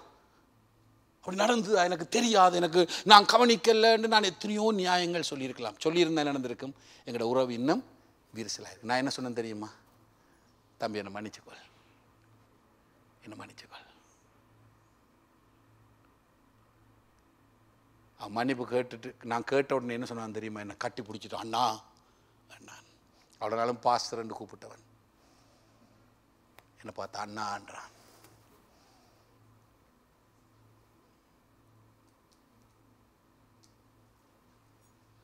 மத்தேயு 5ஆம் அதிகாரம், 18ஆம் அதிகாரம், அதெல்லாம் முடிக்கிறேன். மத்தேயு 18ஆம் அதிகாரம் 15 to 17. மத்தேயு 18ஆம் அதிகாரம் 15 to 17. அதை நீங்கள் வீட்டுக்கு போய் பிறகு ஆறுதலாக வாசியுங்க. இது அதில் தெளிவாக சொல்லப்பட்டிருக்கு, உன் சகோதரன் உனக்கு விரோதமாய் பாவம் செய்தால், உன் சகோதரன் உனக்கு விரோதமாய் பாவம் செய்தால். திரும்பவும் எங்களுடைய 2 கதாநாயகிகள் எடுப்போம். இப்போ ரைட், இப்போ நாங்கள் 2 பக்கத்தை பார்த்தோம் இல்லையா? முதலாவது இந்த சகோதரி இவவை குறித்து பேசினபடினால் இவ அவவில் வேதனையாக இருந்தா, ரைட், அது ஒரு சந்தர்ப்பம். இப்போ பைபிள் என்ன சொல்லிச்சுது? நீ போய் உன் குற்றத்தை ஒத்துக்கொண்டு மன்னிப்புக்கள். இப்போ அடுத்த பகுதியை நாங்கள் பார்க்கும் பொழுது, இப்பொழுது இந்த சிஸ்டருடைய பக்கத்தை எடுத்து பார்த்து கொண்டால், பிழை செய்தது யாரு? அவ தான் பிழை செய்தா. கௌரியாவோட பேர், ஓகே, ரைட். சிஸ்டர் கௌரி பிள்ளை சார், உங்களோட பேர்? நீங்களும் கௌரியா? அவவும் கௌரி, நீங்களும் கௌரி. ஓகே, இது என்ன சொல்றது இப்போ? ரைட், நீலச்சட்ட கௌரி சகோதரி. இப்போ என்ன செய்கிறார்? இப்பொழுது இவக்கு எதிராக பச்சை சட்ட கௌரி என்ன செய்கிறா? பாவம் செய்திருக்கிறா. தெளிவாகவே தெரியுது, அவதான் பிள்ளை விட்டா இல்லையா? இப்பொழுது இவ என்ன செய்யலாம்? இதை நியாய சங்கத்துக்கு கொண்டு போகலாம். எங்கே கொண்டு போகலாம்? சாட்சியை கொண்டு வரலாம், சாட்சியை கூட்டி வரலாம். இவ சொல்லக்குள்ள இவ செய்யலாம். இந்த அங்கிள், இந்த அம்மா, இந்த சிஸ்டர், இவங்கெல்லாம் எனக்கு சாட்சி என்று என்ன செய்யலாம்? வரைஞ்சி கட்டிட்டு 3-4 பேரை நாங்கள் அதான் செய்ய விரும்புகிறோம். அதே சந்தர்ப்பத்தில் பாஸ் அவங்கள்ட்ட கேளுங்க, பாஸ் இவங்கள்ட்ட கேளுங்க, பாஸ் அப்படி கேளுங்க, பாஸ் இவங்கள்ட்ட கேளுங்க, எனக்கு சாட்சி இருக்குது. சாட்சியை கொண்டு வர விரும்புகிறோம். அது சாட்சிக்கு செவி கொடுக்காட்டி சபையின் மூப்பர்களுக்கு தெரியப்படுத்துவாதான பாஸ்டருக்கு இல்லாட்டி கோட்ஸுக்கோ எங்கேயோ கொண்டு போய் ஒரு மீடியேட்டர் சபைக்கு கொண்டு போய் அவங்கள விசாரிக்கணும். யாரை விசாரிக்கணும்? பச்சை சட்டை கௌரியை கொண்டு வந்து வச்சு நீல சட்ட கௌரி கொண்டு வர சாட்சிகளையும் வைத்து விசாரிக்க வேண்டும். அதான் இவருடைய எதிர்பார்ப்பு, அதான் அநேகருடைய எதிர்பார்ப்பு. வெட்டு 1-2 துண்டு என்ன செய்ய வேணும்? பிரச்சனை விசாரிச்சு ஒரு முடிவு கட்டிருங்க பாஸ்டர். எதிர்பார்க்குற முடிவு என்ன தெரியுமா? இனிமேல் அவ சர்ச்சுக்கு வரக்கூடாது. வந்தாலும் முன் வரிசையில் உட்காரக்கூடாது. எங்கேயாவது அங்கே பின்னுக்கு இருக்க சொல்லுங்க. எந்த கண் காணாத அந்த பேபி ரூமில் போய் இருக்க சொல்லுங்க. இல்லாட்டி எனக்கு முன்னால் இருக்கக்கூடாது. அதான் இவரோட விருப்பம். அதனால் ஆண்டவர் என்ன சொல்கிறார்? நாங்கள் என்ன செய்கிறோம்? சாட்சி கொண்டு வரலாம், சபையின் மூப்பர்களுக்கு கொண்டு வரலாம், சபையை விட்டு அவர்களை வெளியில் விரட்டலாம். அந்த இதெல்லாம் இருக்குதான் அந்த வசனத்தில். ஆனால் ஃபர்ஸ்ட் ஸ்டெப் ஆண்டவர் என்ன சொல்கிறார் தெரியுமா? நாங்கள் அதெல்லாம் பைபாஸ் பண்ணி என்ன செய்கிறோம்? நாங்கள் அடிக்கடி சில நேரத்தில் நானும் இளமையாக இருக்கக்குள்ள இப்போ கொஞ்சம் கவனமாக என் வைஃப் அடிக்கடி சொல்லுவோம், அடிகளை பார்த்து ஏறுங்கன்னு. ரைட்? என்னோட ஒவ்வொரு அடியையும் கவனமாக வைக்க வேண்டியிருக்கு இப்போ. ஆனால் இளம் வயதாக இருக்கும் பொழுது நாங்கள் என்ன செய்கிறோம்? இங்கேருந்து அங்கே பாய்வோம். நாங்கள் முதல் ஸ்டெப்பை விட்டு போட்டு 2வது 3வது ஸ்டெப்புக்கு நாங்கள் ஒரடியாக பாய விரும்புகிறோம். கிரீஸ்வரில் நமக்கும் அநேகருக்கு விருப்பம். நீலச்சட்ட கௌரி அம்மாக்கும் அதான் விருப்பம். என்ன தெரியுமா? முதலாவது ஸ்டெப்பை பைபாஸ் பண்ணி 2வது 3வது முதலாவது ஸ்டெப் என்ன சொல்லுது? வாசிங்க 15ஆம் வசனம். தயவு செய்து 15ஆம் வசனத்தை வாசிங்க. உன் சகோதரன் உனக்கு விரோதமாய் குற்றம் செய்தால் அவனிடத்தில் போய் நீயும் அவனும் தனித்திருக்கையில். ரைட், சரியா வாசிச்சிங்க சிஸ்டர். உன் சகோதரி உனக்கு விரோதமாய், தெளிவு, அவ தான் பிளவிட்டா, அது தெளிவு, அதுல எந்த சந்தேகமும் கிடையாது. அப்ப நீ என்ன செய்யலாம்? சாட்சி கொண்டு வரலாம், தலைமத்துவத்துக்கு தெரியப்படுத்தலாம், அவர்களுக்கு தீர்ப்பு கொடுக்கலாம், எக்ஸ்கம்யூனிகேஷன் செய்யலாம். இதெல்லாம் இருக்குது. ஆனால் சிஸ்டர் கௌரி, நீங்க செய்ய வேண்டிய வேலை என்ன? முதல் ஸ்டெப் என்ன சொல்லப்படுது? வாசிங்க திரும்ப ஒரு கத்தாவு செய்து. உன் சகோதரன் உனக்கு விரோதமாய் குற்றம் செய்தால் அவனிடத்தில் போய் நீயும் அவனும் தனித்திருக்கையில் அவன் குற்றத்தை அவனுக்கு உணர்த்து, அவன் உனக்கு செவி கொடுத்தான். போதும். நீலச்சட்ட கௌரிக்கு என்ன சொல்லுகிறார் ஆண்டவர்? பச்சை சட்ட கௌரி உனக்கு விரோதமா பாவம் செய்திருக்கிறாள், அவள் விட்டது பிழை.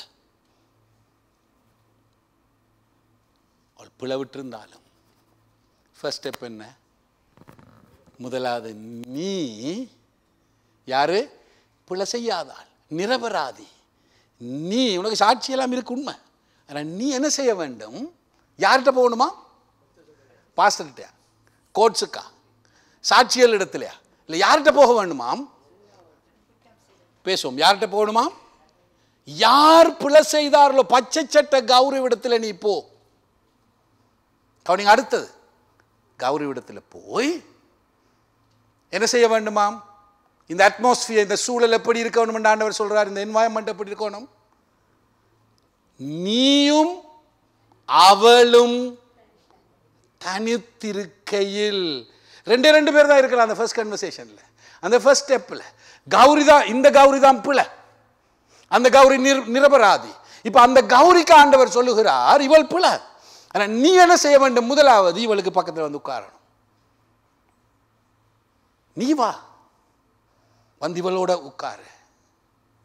வேறு யாராவது அங்கே என்ன செய்யக்கூடாது, இருக்க. இப்போ தனித்திருக்கையில் தான் அர்த்தம் இல்லையா? உங்களுக்கு வேறு ஏதாவது கனடாவில் வித்தியாசமான அர்த்தம் ஏதாவது இருக்குதா? தனித்திருக்கையில் என்று சொன்னால் பச்சை சட்ட கௌரவியும் நீல சட்ட கௌரவியும் என்ன செய்ய வேண்டும்? தனிமையாய் சந்திக்க வேண்டும் அவர்கள் ரெண்டு பேரும். எதை குறித்து பேச? நீல சட்ட கௌரி பச்சை சட்டை கௌரி அம்மாவுக்கு என்ன சொல்லி கொடுக்க வேண்டும்? தங்கச்சி, நீயே யோசிச்சு பாரு, நீ செய்த சரியான்னு. நீ இப்படி செய்துட்டாம்மா, நீ கொஞ்சமாவது ஒரு தடவை யோசிச்சிருந்தியன்னு சொன்னால், உண்ட பிள்ளையை குறித்து யாராவது இப்படி சொன்னா அப்படி இருக்க மாட்டேன், இந்த நீ செய்திருக்க மாட்டாதானே. தனிமையாய் 2 பேரும் இருந்து ஒரு பயமுறுத்தலற்ற ஒரு சூழலில் பேசும் பொழுது மனம் திரும்புதல் வர வாய்ப்பு இருக்கு இல்லையா? ஆண்டவர் சொல்ற முதல்ல அந்த ஆப்ஷனை கொடு, அந்த ஆப்ஷனை கொடு. இவ சொன்னா, வரைஞ்சு கட்டிட்டு வந்துட்டீங்க இங்கே என்ன பற்றி சொல்றதுக்கு, அவருடைய கதையாவது கேட்டுட்டு நான் அப்படி செய்யலை, அப்படி வாடம் பிடிச்சாண்ட வேற வழி இல்லை இல்லையா? அது வேற விஷயம். ஆனால் அநேகமான பிரச்சனை வருவாங்க ஆக்கள், பாஸ்டர் அந்த பாஸ்டர் என்ன பற்றி இப்படி சொல்லிட்டார், இந்த விசுவாசி இப்படி சொல்லிட்டார் பாஸ்டர், நீங்க இதை விசாரிக்கணும், என்ன சாட்சி இருக்கு பாஸ்டர். இப்போ நான் சொல்றேன் என்ன தெரியுமா, பைபிள் என்ன சொல்லுது தம்பி, சாட்சி இருக்கட்டும், புற கூப்பிட்டா கதைப்போம். நீ முதலாவது அவரோட பேசினாயா? நீ முதலாவது அவரோட பேசின இல்லை பாஸ்டர், எனக்கு சொன்னது எனக்கு சொன்ன விஷயங்களை உங்களுக்கு நான் சொல்றேன். என்னென்றால் ஒரு சிலர் சொல்லுவாங்க, சில பாஸ்டர் மாதிரி என்ன சொன்னாங்க தெரியுமா, பாஸ்டர் அவரோட பேசலாது, பாஸ்டர் அவரோட பேசின சத்தம் போடுவார் பாஸ்டர், கெட் அவுட் என்று சொல்லுவார் பாஸ்டர், இல்லாட்டி தூஷணம் பேசுவார் பாஸ்டர், இப்படி சொல்லிக்கிறாங்க. இப்போ நான் அவங்கள்ட்ட கேட்குற கேள்வி, சரி தம்பி இதெல்லாம் நடக்கும்ன்றது உண்டு அனுமானம் தானே, நீ போய் பேசலையே இன்னும்? இல்லை நான் பேசலை. அப்போ முதலாவது பைபிளின் படி நீ போய் பேசு, பிரச்சனை முடியலையா வா, அதுக்கு பிறகு மற்றவங்களோட பேசுவோம். அதனால் நான் உங்களுக்கு சொல்கிறேன், 100% தனிமையாய் பேசின பொழுது அவர்களே தங்களுடைய பிரச்சனைகளை என்ன செய்தாங்க, தீர்த்துட்டாங்க. உறவுகள் மீண்டும் கட்டப்பட்டது. அப்புறம் அவங்கள சந்திக்குள்ள என்ன நடந்து கூட பிரச்சனை அதெல்லாம் நாங்களே செட்டில் பண்ணிட்டோம் பாஸ்டர். ஆனால் அநேக சந்தர்ப்பங்களில் நாங்கள் என்ன செய்யறதில்ல தெரியுமா, நாங்கள் தனிமையாக கௌரி, இந்த கௌரியை நீலச்சட்ட கௌரி பேசலாம். ஆனால் இவ என்ன செய்கிறா தெரியுமா, மாறாக இவ போஸ்டர் ஓட்டுறா. போஸ்டர் எழுதி ஓட்டுறல்ல, காண்றவங்க எல்லாருக்கும் சொல்லுவா, அந்த கௌரியோட, அந்த பச்சை சட்ட கௌரியோட கவனமாக இருங்க, பொல்லாதவள் வாய்க்காரி, உங்களே கதைச்சியும் கண்டா உங்களை பற்றியும் கதை காட்டி விட்டுருவாள். இவன் என்ன செய்யறா, இப்ப போஸ்டர் அடிச்சு தெரியுறா. இப்ப அவட காதுக்கும் போகுது, அவட ஃப்ரெண்ட்ஸும் இப்போ சொல்லுவாங்க, உன்னை பற்றி என்ன அவள் இப்படி சொல்லி தெரியுறாள். அப்போ இவக்கு இன்னும் மூர்க்கம் கூவுமா இல்லையா? இப்போ பிறகு சாட்சி தேடி தெரியுறா. இப்போ அங்கே உங்களுக்கும் தெரியும் தானே, உங்கள்கிட்ட சொன்னு சொன்னீங்க தானே, ரைட், இப்போ சாட்சி தேடி தெரியுறா. இப்போ அநேக சந்தர்ப்பங்களில் நாங்கள் அதான் செய்கிறோம். செய்யும் பொழுது நடக்கிற தெரியுமா, உறவு விரிசலுக்கு மேல் விரிசல், விரிசலுக்கு மேல் விரிசல், விரிசலுக்கு மேல் விரிசல் ஏற்பட்டு நம்முடைய உறவுகளை சீர்படுத்த முடியாத அளவுக்கு சிக்கலாக என்ன செய்கிறது, அது மாறுகிறது. எனக்கு அருமையானவர்கள், நாங்கள் யாரும் எழுந்து நிற்போம். எழுந்து நின்று இந்த காலை வேளையில் ஆண்டவருடைய இருதய துடிப்பை நாங்கள் சிந்திப்போம். ஆண்டவருடைய இருதய துடிப்பு நமக்கு என்ன சொல்கிறது? ஆண்டவருடைய இருதய துடிப்பு நமக்கு என்ன சொல்கிறது? நான் உறவில் குடும்பங்களை கட்டியிருக்கிறேன், நீங்கள் உறவில் நிலைத்திருங்க. பாருங்க, இந்த 2 சம்பவத்தில் ஆண்டவர் சொல்றார், நீ இதை சீர் செய். உறவில் சகஜம், பிரச்சனைகள் வராதுன்னு ஆண்டவர் சொல்லல, பிரச்சனை நிச்சயமாய் வரும், வர வாய்ப்புகள் உண்டு. பாஸ்டர்ஸுக்கும் இடையில பிரச்சனைகள் வருகிறது, விசுவாசிகளுக்கும் பாஸ்டர்களுக்கும் இடையில பிரச்சனைகள் வருகிறது, குடும்பங்களுக்கு இடையில பிரச்சனை வருகிறது. பிரச்சனை எல்லா பக்கத்தாலையும் வரலாம், அது பிரச்சனை இல்லை. ஆனால் பிரச்சனை நாங்கள் எப்படி கையாளுகிறோம், பிரச்சனைகளை நாங்கள் எப்படி தீர்க்கிறோம் என்பதுதான் முக்கியமான விஷயம். கவனத்தில் கொள்ளுங்க. நான் சொன்னேன், இயேசு சுவாமி சொல்லுகிறார், உன் சகோதரனை குறித்து நீ பேசுகிற பேச்சுக்கள், செயல்படுகிற செயல்பாடுகளுக்கு நீ என்ன செய்ய வேண்டும், கணக்கு ஒப்புவிக்க வேண்டும், கணக்கு ஒப்புவிக்க வேண்டும். அடுத்த 2 பகுதியிலையும் பாருங்க, நீல கௌரிக்கு விரோதமாய் பச்சை கௌரி பிழை செய்த பொழுது ஆண்டவர் சொல்லுகிறார், பச்சை கௌரிக்கு என்ன சொன்னார், நீ போ. மத்தேயு 5ஆம் அதிகாரத்தில் யார் என்ன சொன்னார் ஆண்டவர்? எல்லாரும் கொஞ்சம் சத்தமாக சொல்லுவோமா? என்ன சொன்னார் ஆண்டவர்? நீ போ, நீ போ. பாதிப்பை ஏற்படுத்தினவரை குறித்து பேசும் பொழுது ஆண்டவர் 18ஆம் அதிகாரத்தில் என்ன சொல்லுகிறார்? பாதிக்கப்பட்டவருக்கு என்ன சொல்றார்? நீ போ. நீங்கள் எப்படித்தான் சுற்றி சுற்றி பார்த்தாலும் நாம் பாதிக்கப்பட்டிருக்கலாம் அல்லது நாம் பாதிப்பை ஏற்படுத்தினவராக இருக்கலாம். 2 பேருக்குமே ஆண்டவர் என்ன சொல்லுகிறார்? நீ போ, நீ போ. அப்போ ஒப்புரவாகுதலுக்கு முதல் அடியை எடுத்து வைக்க வேண்டியது யாரு? உறவை கட்ட முதலாவது அடி எடுத்து வைக்க வேண்டியது யாரு? நாம தான். ஆமென். ரட்சிக்கப்படாத உங்களுடைய உறவுகளோடு உங்களுக்கு கோபம் இருக்குமானால், உடைய சொந்த வீட்டில் இருக்கிறவர்களோடு கோபம் இருக்குமே ஆனால், இந்த காலை வேளையில் ஆண்டவர் நம்ம உறவுக்குள்ள அழைக்கிறார். முதலடி எடுத்து வைக்க வேண்டியது யாரு? பக்கத்தில் இருக்கிற பார்த்து சொல்லுங்க, நீங்க முதலடி எடுத்து வைங்கன்னு. இப்போ கை வைத்து சொல்லுவோமா, முதலடி எடுத்து வைக்க வேண்டியது யாரு? நான் முதலடி எடுத்து வைக்கும் பொழுது எல்லாமே சீர்படும். தேவ இருதயம் திருப்தி அடையும். சபை ஐக்கியமாயிருக்கும், குடும்பம் ஐக்கியமாயிருக்கும், மனங்கள் விடுதலையோடு கூட அவரை ஆராதிக்க சுயாதீனம் கிடைக்கும். கர்த்தர் தாமே உங்களை ஆசீர்வதிப்பாராக.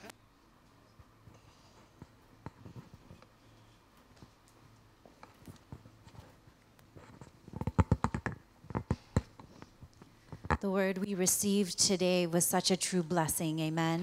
இந்த காலை நேரத்தில் நாங்கள் கேட்டப்பட்ட வார்த்தைகள் மிக நமக்கு ஆசீர்வாதமாக இருந்தது. It is only the Lord that can truly speak to our hearts. கர்த்தர் ஒருவர் தான் நம்முடைய இருதயத்தில் எங்களோடு பேச முடியும். So I pray that the words that were spoken today really rest within your spirit. நான் ஜெபிக்கிறேன், இந்த வார்த்தைகள் இந்த காலை நேரத்தில் உங்களுடைய உள்ளத்தில் அது கிரியை செய்யட்டும். Let us take a moment to pray. இந்த நேரத்தில் நாங்கள் யாவரும் கண்களை மூடி ஜெபம் செய்வோம்.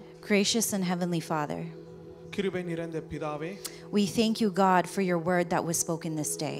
இந்த காலை நேரத்தில் ஆண்டவரே நீர் பேசினது வார்த்தைக்காக நன்றி என்று நாங்கள் சொல்கிறோம். Lord, it is because of divine purpose and appointment, Lord Jesus, that those words were given. ஆண்டவரே ஒரு நோக்கத்தோடு தான் இந்த காலை பொழுது நேரத்தில் இந்த வார்த்தைகளை எங்களுக்கு நீங்க தந்திருக்கிறீங்க. Lord, this day we ask that you give us hearts of flesh and not of stone. ஆண்டவரே இந்த காலை நேரத்தில் நாங்கள் கேட்கிறோம், கடினமான இருதயம் எங்களுக்கு தராதபடி சதிதான ஒரு இருதயம் எங்களுக்குள் இருப்பதாக. And that the seeds that were sown today will not be snatched away by the devil in any way. ஆண்டவரே எங்களுக்கு நீங்கள் வைத்த அந்த வார்த்தையின் விதை எந்த வழியில பிசாசானவன் அதை திருடி கொண்டு போகாதபடி எங்களை காத்துக்கொள்ளும். I pray, God, that you keep us under the shelter of your almighty wings. ஆண்டவரே இந்த நேரத்தில் நான் ஜெபிக்கிறேன், விசேஷமாக எங்களை ஒவ்வொருவரும் உங்களுடைய சிறையினால் எங்களை மூடி வையுங்கள். Lord, you alone know what we struggle with. ஆண்டவரே நீர் எல்லாவற்றிலும் அறிந்திருக்கிறீர்கள், என்னென்ன காரியத்தில் நாங்கள் போராடி கொண்டிருக்கிறோம். You see our pain. எங்களுடைய வேதனை நீங்கள் அறிந்திருக்கிறீர்கள். You see our suffering. நாங்கள் போகிற பாடுகள் மத்தியில நீங்கள் அதை அறிந்திருக்கிறீர்கள். You see the difficulties we go through. எங்களுடைய அதாவது போகிற கஷ்டங்களை நீங்கள் நல்லா அறிந்திருக்கிறீர்கள். And yet you are a God who is so gracious and compassionate to always provide a way for us. அது எல்லாவற்றிலும் ஆண்டவரே நீங்க நல்ல கிருபை நிறைந்த ஒரு தேவன், எல்லாவற்றிலும் எங்களை விடுவிப்பதற்கு ஒரு வழியை உண்டாக்கி இருக்கிறீங்க. God, you are our comforter. ஆண்டவரே நீர் எங்களை ஆறுதல் படுத்துகிற தேவன். Lord, though we may have been hurt, we ask, oh God, that you give us the strength to do what is right. ஆண்டவரே நாங்கள் காயப்பட்டாலும் இந்த காலை நேரத்தில் எங்களுக்கு பலன் தாங்க சுவாமி அதை மேற்கொள்ளுவதற்கு. God, if we have hurt anyone, please forgive us and help us, oh God, to ask for forgiveness. ஆண்டவரே நாங்கள் மற்றவர்கள் எந்த வழியில நாங்கள் காயப்பட்டாலும் இந்த காலை நேரத்தில் நாங்கள் உங்களுடைய சன்னிதானத்தில் மன்னிப்பை கேட்கிறோம், எங்களை மன்னித்தருளும். We ask now that you pour out your spirit of unity upon us. இந்த நேரத்தில் ஆண்டவரே விசேஷமாக ஒரு மனம் ஆவி எங்கள் மத்தியில நீர் ஊற்றுவீராக. We pray for every spirit of division to flee from this place in Jesus' name. Every demonic attack that has come against you, that has caused any difficulty in your life, we command it to leave in Jesus' name.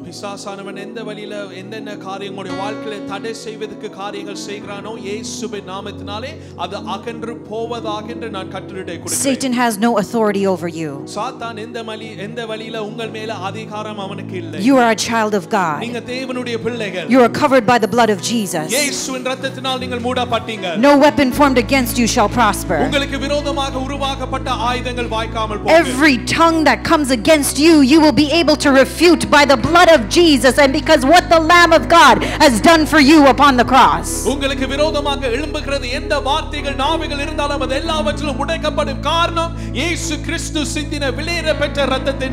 This is a promise as an inheritance to the children of God.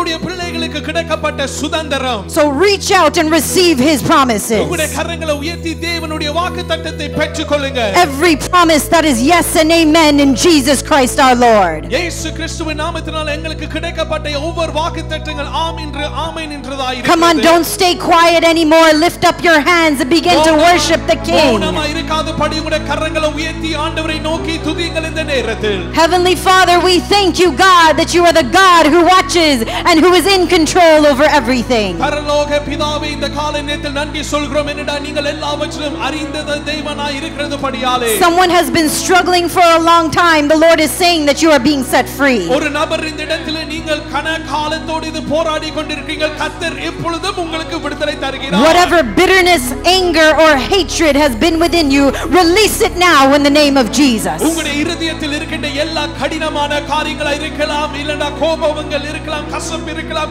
இப்பொழுதும் அதை அகற்றுகிறார் கர்த்தர். Thank you, Jesus, for where the Spirit of the Lord is, there is freedom. நன்றி இயேசுவே, பரிசுத்த ஆவியானவர் எங்கே உண்டு அங்கே விடுதலை. Receive his freedom. Come on, receive it in Jesus' name. இப்பொழுது பெற்றுக்கொள்ளுங்கள். It is yours. It is yours. It is yours. உங்களுக்கு சொந்தமானது. Thank you, Jesus. We give you praise. நன்றி இயேசுவே, உமக்கு மகிமை செலுத்துகிறோம். Lord, as we praise you, we know that your peace will come upon our hearts and our minds. ஆண்டவரே, உம்மை துதிக்கக்குள்ள நாங்கள் அறிந்திருக்கிறோம் உம்முடைய சமாதானம் எங்களுடைய இதயத்துக்குள்ள எங்களுடைய மனமுக்கு வரும் என்று. And no plan of the devil that has tried to keep you bound will be able to prevail any longer. பிசாசானவன் என்னென்ன காரியங்கள் உங்களை அடிமைத்தனத்தில் கொண்டு வருவதற்கு செய்கிறானோ இனிமே அது உங்கள் மேல் அதிகாரம் இல்லை. காரணம் நீங்கள் அதன் மூலமாக இயேசு விடுதலை தந்திருக்கிறார். Jesus has set you free. இயேசு உங்களை விடுதலை செய்திருக்கிறார். So receive that freedom right விடுதலை now. பெற்றுக்கொள்ளுங்கள். இப்பொழுது பெற்றுக்கொள்ளுங்க. He has a plan for you. உங்கள் மேல் அவர் ஒரு திட்டத்தை வைத்திருக்கிறார். God has a purpose for you. தேவன் ஒரு நோக்கத்தை உங்களுடைய வாழ்க்கையில வைத்திருக்கிறார். And what he has predestined for you will happen when you surrender to உங்களுடைய him. வாழ்க்கையில என்ன குறிப்பு கர்த்தர் வைத்திருக்காரோ அதை முழுவதும் அவர் நிறைவேற்றுவார். No longer holding on to unforgiveness. Do not hold on to unforgiveness. மன்னிப்பு நாங்கள் மன்னிக்க வேண்டும் அநேகர்களை. And do not be bitter in your heart. இருதயத்துக்கு எந்த வழியில கசப்புக்கு இடம் கொடுக்காதீங்க. Do not hold on to anger.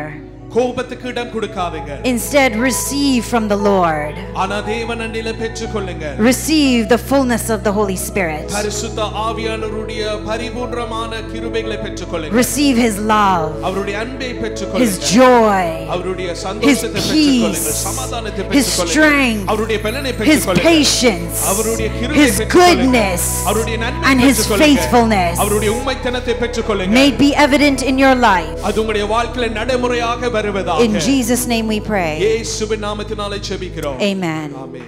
May the grace of our Lord Jesus Christ, the love of the Father, and the fellowship of the Holy Spirit be with you all, both now and forevermore. Amen.